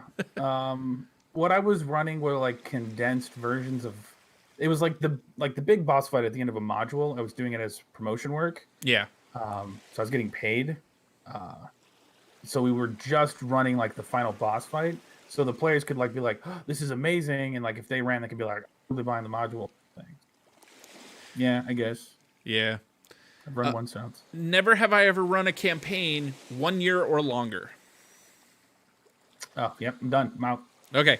Well, this is a list of 20, so I think we get 2 sets of hands here. So Okay, you're down to 10 points left. All right. Never have I The ever... other set of hands. Yeah, there you go. Never have I ever DM'd for a party of 8 or more. I have not DM'd for a party of 8. 7. I have. I'm pretty 7. sure. Maybe I counted it wrong, but when I was going through played this in a list party of before. 11. All right, so I'm back to my 10. All right, never have I ever DM'd for a party of 2 or less. I have done solo Solo. sessions, not a campaign, but a solo session. Okay. Never have I I've ever done had a big bad killed in the first round of combat. Big bad killed in the first round. I assume that means like the boss for the day or for the dungeon, so no. Yeah, I haven't had I've that had one something big and nasty killed in one, but it was like a random encounter. Fair enough. Never have I ever said, so you touch it? Oh no, I say that often. Take that out of context, please. Please. Never have I ever used a I dragon. have quotes on my channel, and so many of those are out of context. It's bad. Oh, yeah. We've got a lot from Sea of Thieves revolving balls for some reason. Arini. Oh, I'm sure. Yeah, lots of ball jokes to be made. Never have I ever used a dragon. Oh, of course I've used dragons. Oh, yeah. It's called Dungeons and Dragons. It's in the name. Have you not? Never have I ever used homebrewed. Oh, yeah. Well, Yep. I'm glad this isn't a drinking game. I'm already drunk. Yep. If we're playing, I'm not. It's one beer, people. Chill. And never have I ever had a TPK. Of course, I've TPK'd a lot. All right. How many you left with? 5. Yeah, same here. Yes. I actually had to use divine intervention to bring an entire group back. I let him die. I would have, but it was too much trouble. No. It was their own. Like, I didn't feel bad the way they died. Like, dice are what they are, kind of thing. But it was just the way things plan out usually. So This one was totally not the group's fault. And it was, I had put them through a round of combat that turned out to be way too easy because they rolled really well. So I'd set up an ambush type thing for them that I knew they were going to run into, and I made it a little bit beefier. Still, I thought, well within their abilities, but it's going to be a little bit beefier. Sure. Well, as karma would have it, they got about halfway through that encounter before their luck went south, and suddenly none of them could roll. yeah. And it totally came down to just miss after miss, and then my rolls being amazing at that point. I got all the luck on the rolls, so I ended up wiping the party. Oh man! And I'm like, this is totally not your guys' fault. The other night, it was the other way around. I got the bad luck. I almost TBK'd the other night. And it was like, this was one of those, this is totally not your guys' fault. And I've been working a storyline angle where you are working for a deity type character, so he's going to intervene. Fair enough. They never got far enough in the campaign to figure that out, but right. I mean, if it fits within the context of the story you're telling, that's something I'm totally fine with. There have been instances where it's like I've pulled punches like early on in DMing where I thought like I didn't want players to die or whatever, like, to lose their character. But it's like over a decade ago now, so it's like, yeah, I mean, at this point, I'm like, your character dies, especially with the way that I run D&D. I run a very grim, like, darkest dungeon style. Your character can and will die. Like, yeah. You shouldn't feel secure with your character until level 5+. Yeah. Maybe and more. I've pulled a few punches like that, mostly around, beginning characters and or things just not feeling balanced. So I pulled like some session punches 1, there. Session 2, pulling punches seems good. Yeah. And especially with newer players. I'm not going to drop that heavy of a load on you right at the beginning. But as you get going, you don't want a green player, their character to die session 1, like I feel like that's unsportsmanlike. Yeah. Now, if you are doing the stupid in so many ways, and I've been telling you are doing the stupid, yeah, you're done. You got yourself into it. When it's like a first level character, like you can be like, you can always, like, now you kind of understand like how D&D works. Like you can frame it that way. If you want to be nice to them, you can be like, stop being a dodo. Like, hello. The current group we've got for Glory Roll, there have been a few times where I've had to stop them and say, you can clearly tell that this would not be a good character to pick a fight with, and then stop the campaign, literally look at them, okay, out of character now, seriously, don't pick a fight with this guy, you idiots. Yeah. Because they have liked to smite just about every character I put in front of them for a while. Now they've learned there's a lot of role play into my campaigns. They've gotten better. Sometimes the School of Hard Knocks is good if you want to teach them that your NPCs are not cut out. Yeah.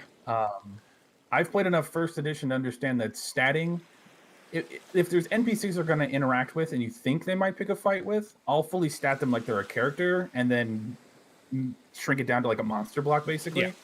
And if it's like they're going to pick a fight in a bar and the bartender's like a retired 7th level barbarian who keeps an axe on underneath the bar, yeah, he might break that fight up and cleave someone in twain. Yeah, one indication that I gave to them, and this was actually a session before we started recording, that the guy they were working for was not one to mess with, was when he walked behind a NPC and in one shot twisted his head completely backwards, faster than they could blink. I bet he's got a great chiropractic practice. Very much so. But yeah, the way I was describing it, okay, this guy was probably a challenge rating like quarter or an eighth, you know. He probably wasn't that big, the guy that ended up dying. Yeah. But the other guy got turned into an owl. Yeah, the other guy I'd completely described this entire time like a don't mess with him type.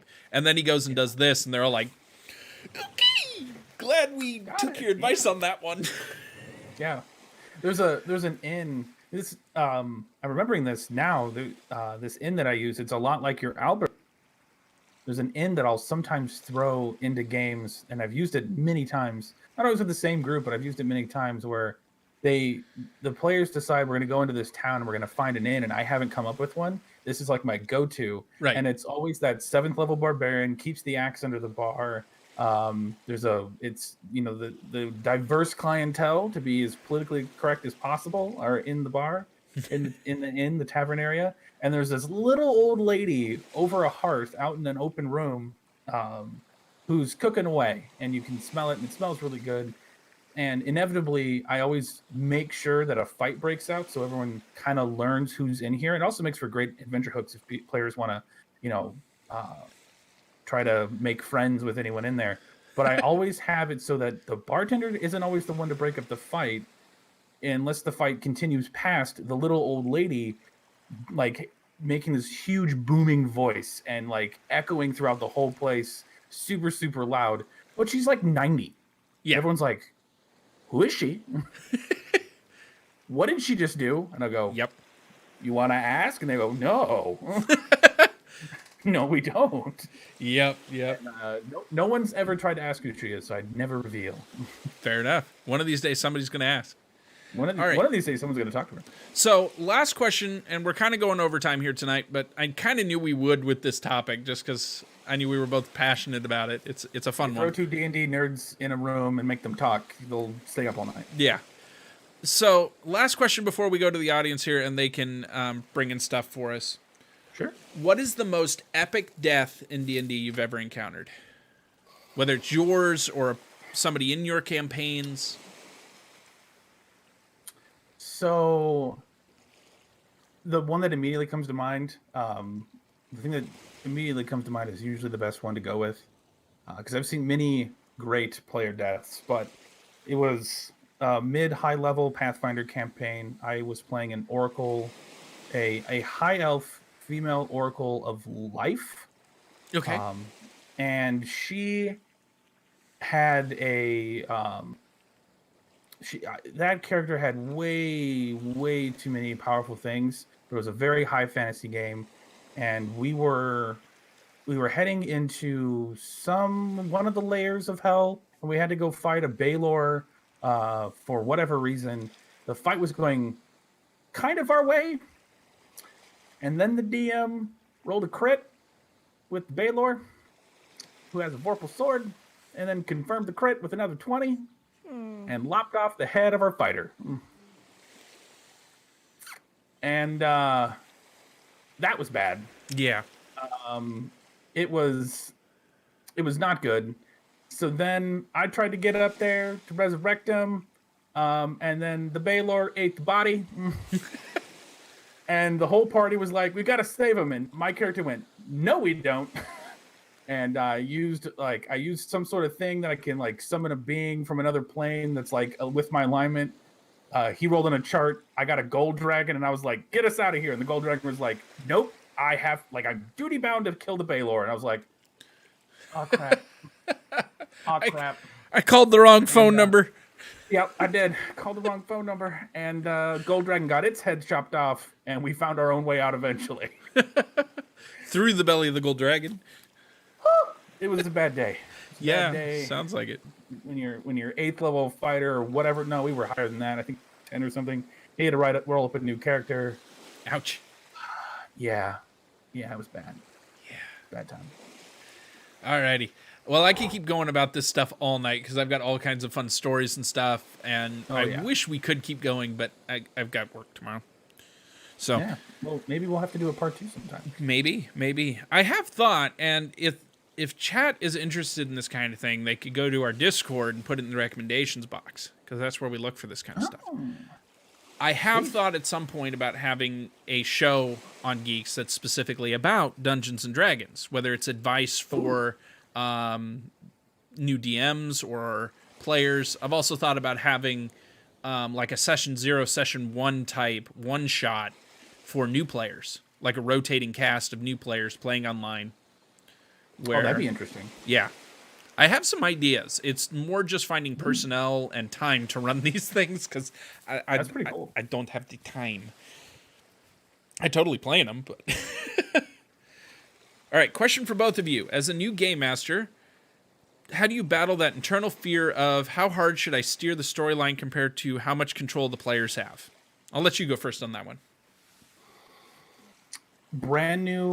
As a brand new GM or DM, whatever term you prefer to use, my recommendation would be use a published adventure, put it on rails, as the term would be, make that thing a roller coaster that they're following through, make their choices matter, but always steer everything back to the plot.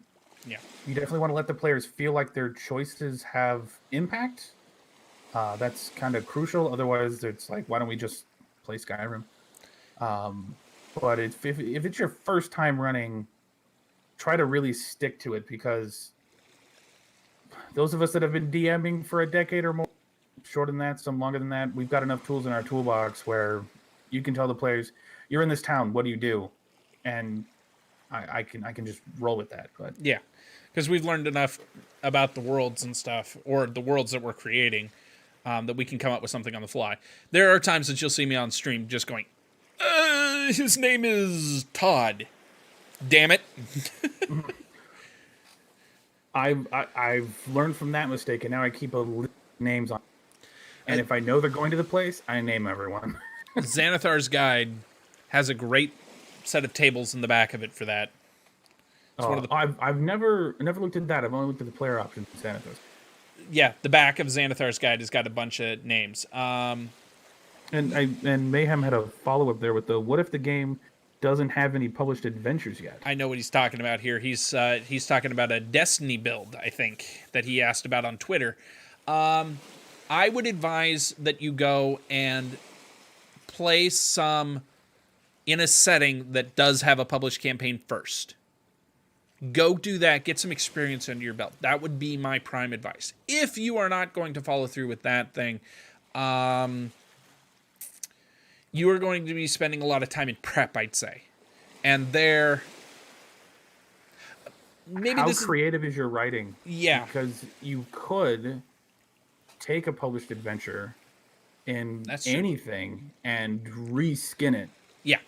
I will say I actually do that a lot. I rip maps or adventure hooks out of modules all the time when my players are like, oh, we want to go explore the swamp next session. I'll be like, oh, okay, I'll have something ready. And I'll just find, it's a great website called adventurelookup.com, and you can type in 5th level in a swamp, and I want there to be like some temple or whatever, like a temple, and it'll pull up a whole list of stuff. The other place to look would be the Dungeon Masters Guild.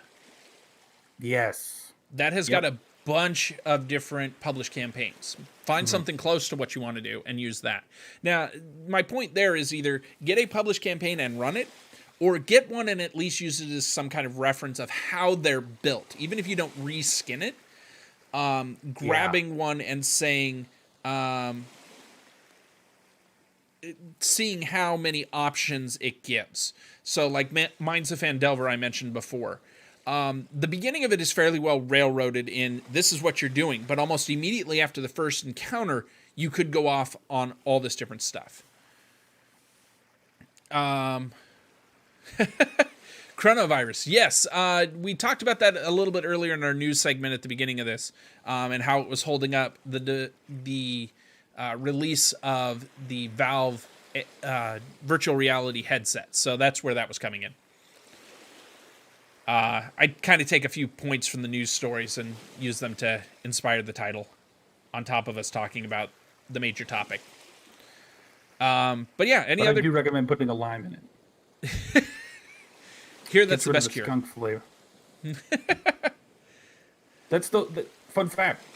Not to derail everything too much, but that's why Corona advertises putting a lime with their beers, because it very, very more often than not gets what's called skunking or light struck. And when a beer gets skunking or light struck, it literally smells like skunk. And if you use a lime, it helps mask that. Yep. So that's why they say do it. Because their beer is gross. I didn't know. I'm sorry. I have an opinion. You're only training to be an expert in tasting this kind of stuff, so you know. Yep. It's true. All right. Any other questions from the audience that you have about your tabletop RPGs, our streaming stuff, or whatever else? We'll take questions here for a couple more minutes, and then we will wrap it up. I guess while we're waiting for questions to come in, PapaZaph, do you want to plug one more time your stuff? What are you up to right now? What are your links? You can find me on Twitter at PapaZaph. You can find me on Twitch. I'm PapaZaph, twitch.tv/PapaZaph. Wednesdays, Thursdays, Fridays, always, unless other things happen. I start at noon Central. And the only thing barring that, I'm going to be gone for the last weekend. Actually, multiple, starting on like Tuesday, actually. I'm going to be gone from streaming because I'm going to be spending every day, Tuesday, Wednesday, Thursday, Friday, Saturday, Sunday, from sunup to sundown playing D&D with a whole bunch of other people at GaryCon in Lake Geneva, Wisconsin. Nice. Yeah. Take me with you. I mean, hi. Yeah, it's a distance away, but it's close enough I can drive to it, so I don't have to pay for a hotel. Cuts the cost down. Nice. So yeah. Alrighty. That's, I think, pretty much. Yeah, I have an Instagram. I don't use it. I have a Facebook page. I don't use it. I have a YouTube page. I don't do it yet, but I'm going to be transferring all of the D&D content to it. Okay. That's my job, Monday and Tuesday. So that is youtube.com/user/whatever the heck. Yeah. It's PapaZaph. No one else has the name, so. Fair enough. Lucky you. We haven't gotten enough subscribers over on YouTube yet to get the short link. So we've got some kind of incredibly long. I am not going to say what the account is. I have another account that has the short link because it's old as hell and had enough at one point. And if through some magical jiggery pokery, I was able to do so. Fair enough. So they might have taken it away from me. I did have it. I haven't used it in so long. They might have taken it away. Yeah. I don't know if they do once you've got it assigned, but I mean, maybe. I can look. I have the internet in front of me. Right here on this Weird. beach, you've got the internet right in front of you. It's amazing, the technology we have. You know, yeah, satellite internet is great. It is. It really is. It is great.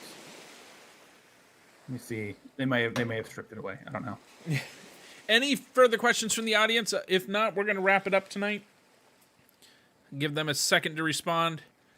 But yeah. I don't, by the way. They took it away from me. Oh, they did.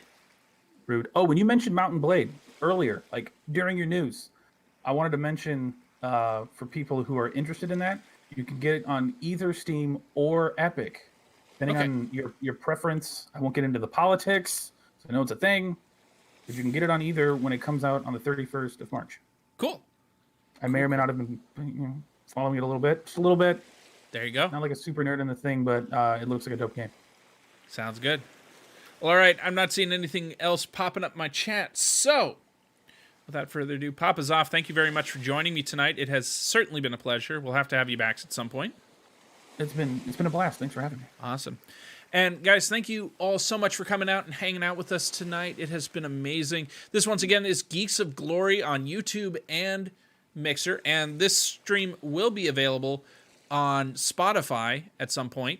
Guys, thank you for the follow there. Gasby Rotten, welcome to the crew, you glorious geek you. And we did sneak a question in here. Most brutal way you killed a player? Oh, it was brutal. Go first. I got to think. Oh, geez. I'm trying to think, too. What? It's not fair. A poison player, maybe. I don't... Did I? Brutal way. Oh, right. Yeah. So early on Glory Roll, before it was Glory Roll, and it was just a homebrew campaign, we had another player that was playing with us, but he decided that to tell one of the other players behind my back that he didn't like the play or character he was playing, but wouldn't come out and tell me that. He wanted to play something else. And I'd kind of steered him because he was a newer-ish player. He's played a couple times, but not extensively. So I kind of said, okay, here's what the group has and here's what I would recommend. He took that as a, you need to play one of these. That's never my intent. Right. So I found out he was voicing Be this. anyone's. Yeah. So I found out he was voicing this behind my back, and I'm like, okay, devious DM time. He ended up becoming a plot hook when he got unavoidably ganked in the middle of a ball. I'd purposely split the party up into different portions. I was actually trying to tie them all together in small groups before I tied them together as a whole. And he was off with Arini at this one event, and he ended up getting poisoned. Like, violently poisoned. He could not avoid it because he didn't see it coming. He ended up dying in a foaming mess on the floor. Wonderful. After the campaign, I grabbed him and said, okay, here's the thing. I heard you didn't like that character, so here's your option to roll up a new one. Ready, set, go. Be whatever you want. And he's like, oh, really? I thought you were mad at me for something. It's like, no, I just want you to have the freedom to do whatever you want. Here you go. New Right. character. Let's go. Exactly. I advocate splitting the party because it creates more drama in a good way. Like, Yeah. dramatic storytelling. So when people are like, never split the party, I'm like, whoa! It's fun. The only brutal way I think I can say that I killed a character, because I never intentionally go out of my way to kill characters. Unless something like your instance, I could see that being a good reason to intentionally kill. But I actually had 2 characters die at the same time, and I foreshadowed as hard as I could that what they were doing was a bad idea. Yeah. So we were playing a system called Astonishing Swordsmen and Sorcerers of Hyperborea. Long name. Amazing game. It's based off of First Edition. And in First Edition and other clones like it, there is a mechanic that is known as save versus death. There are different things other than a dex save or a wisdom save or a constitution save. There are saves versus certain things. Saving versus death, paralysis, poison, saving versus aimed magic items, saving versus breath weapons, saving versus it's the last one. Saving versus just magic in general is the last one. So if this was a save versus death kind of situation that was coming up, and I foreshadowed that here's this chest, it's barred shut, it's shackled, it's bolted to the floor, and there is a now very desiccated and dead individual, mostly skeletal remains, and pitted and very eaten away at, but not by natural means, armor slumped over the chest. And the party was like, okay, it's trapped. And I didn't say anything, because that's not my job. They're making their own things. And they're like, okay, so it's trapped. He triggered the trap, so we should be okay. And they looked at me, and I just stared back at them. And I was like, what are you going to do? And one of them was like, I grabbed my 10-foot pole. In first edition, having a 10-foot pole is a big deal. That's why it's still in fifth edition, although no one buys them. I take my 10-foot pole and I move the body and then back out of the room. It was a small room. It was easy to do that. And I was like, okay. And they were like, anything happened? I was like, nope. Doesn't appear to have done anything. And they were like, okay. Key phrasing. It doesn't appear to have done anything. So they go back over. Neither of them are a thief, skilled at finding traps, but I let everyone have the opportunity to search. So he searches. He doesn't find anything except for a little drawer at the bottom. He's like, this must be like the thing that disarms it, because he rolled really well. So he pulled it, and no, that is also trapped. There was more than one. You found the one that shoots deadly, poisonous, like, vapor out. So I have both of them roll a save versus death. They both fail miserably, and welcome to first edition, instant death. Ouch. Yeah, both dead. Third level. They hated me. Yeah. Third level in first edition is like a year of playing the game. Oof. It can be, depending on how you play. Yeah. These characters, like these players, that's the way they like playing, so that's the way I ran. Okay. They were upset with me for a month. Wouldn't talk to me. I would. So when are we playing again? Dead silence. Like, leave me on read. You know. They're over it. We still play, but damn. Damn. Fair enough. All right, guys. That's the end of tonight. I'm going to call it here. So thank you so much for joining me again. And for those of you that want to see more, we are available on Twitch, Twitter, Instagram, Facebook, and all kinds of different platforms as Geeks of Glory. I'm Rillian, and I am one of the hosts here. You can find us tomorrow over on Twitch with Mayhem Monday, led by Mayhem93. The Mayhem Vote 93. I always call it short when we're actually talking about him, but let's get the full name out there. And he'll be playing fun stuff tomorrow over on our Twitch channel. And we have content 7 days a week if you're looking for something to watch. So come check it out. In the meantime, there are often days I don't have something to watch, so it's great to know there's a channel. I'm always like, oh yeah, there's something going on over there. I'm gonna go watch that. Hey, eventually we're trying to work it up to 24/7. Right now that'd be amazing. We're not there yet, but we need more people, more funding, more space, all that kinds of stuff. You know. Yeah. I can stop hosting this out of my bath. I mean the den here, not the bathroom. Totally not what I was gonna say. I don't know what you're talking about. We're on a beach. Yeah, we're on a beach. Totally. But guys, thank you so much. If you can, please like, subscribe, favorite, whatever. Give it some love. You will also find this podcast up on Spotify here in a couple of days. And you'll also over there find our D&D show, Glory Roll. Episode 2 just posted this week. You can also find that here on YouTube, Mixer, and over on Twitch. So we've got content everywhere at this point. It's exciting. Amazing. Yeah, it is. But anyway, guys, thank you so much for coming tonight. If you like what you saw, make sure you hit that follow or subscribe button, depending on the platform you're on. And may all your days be glorious and full of geekery. Have a great night. We'll see you tomorrow for Mayhem Mondays.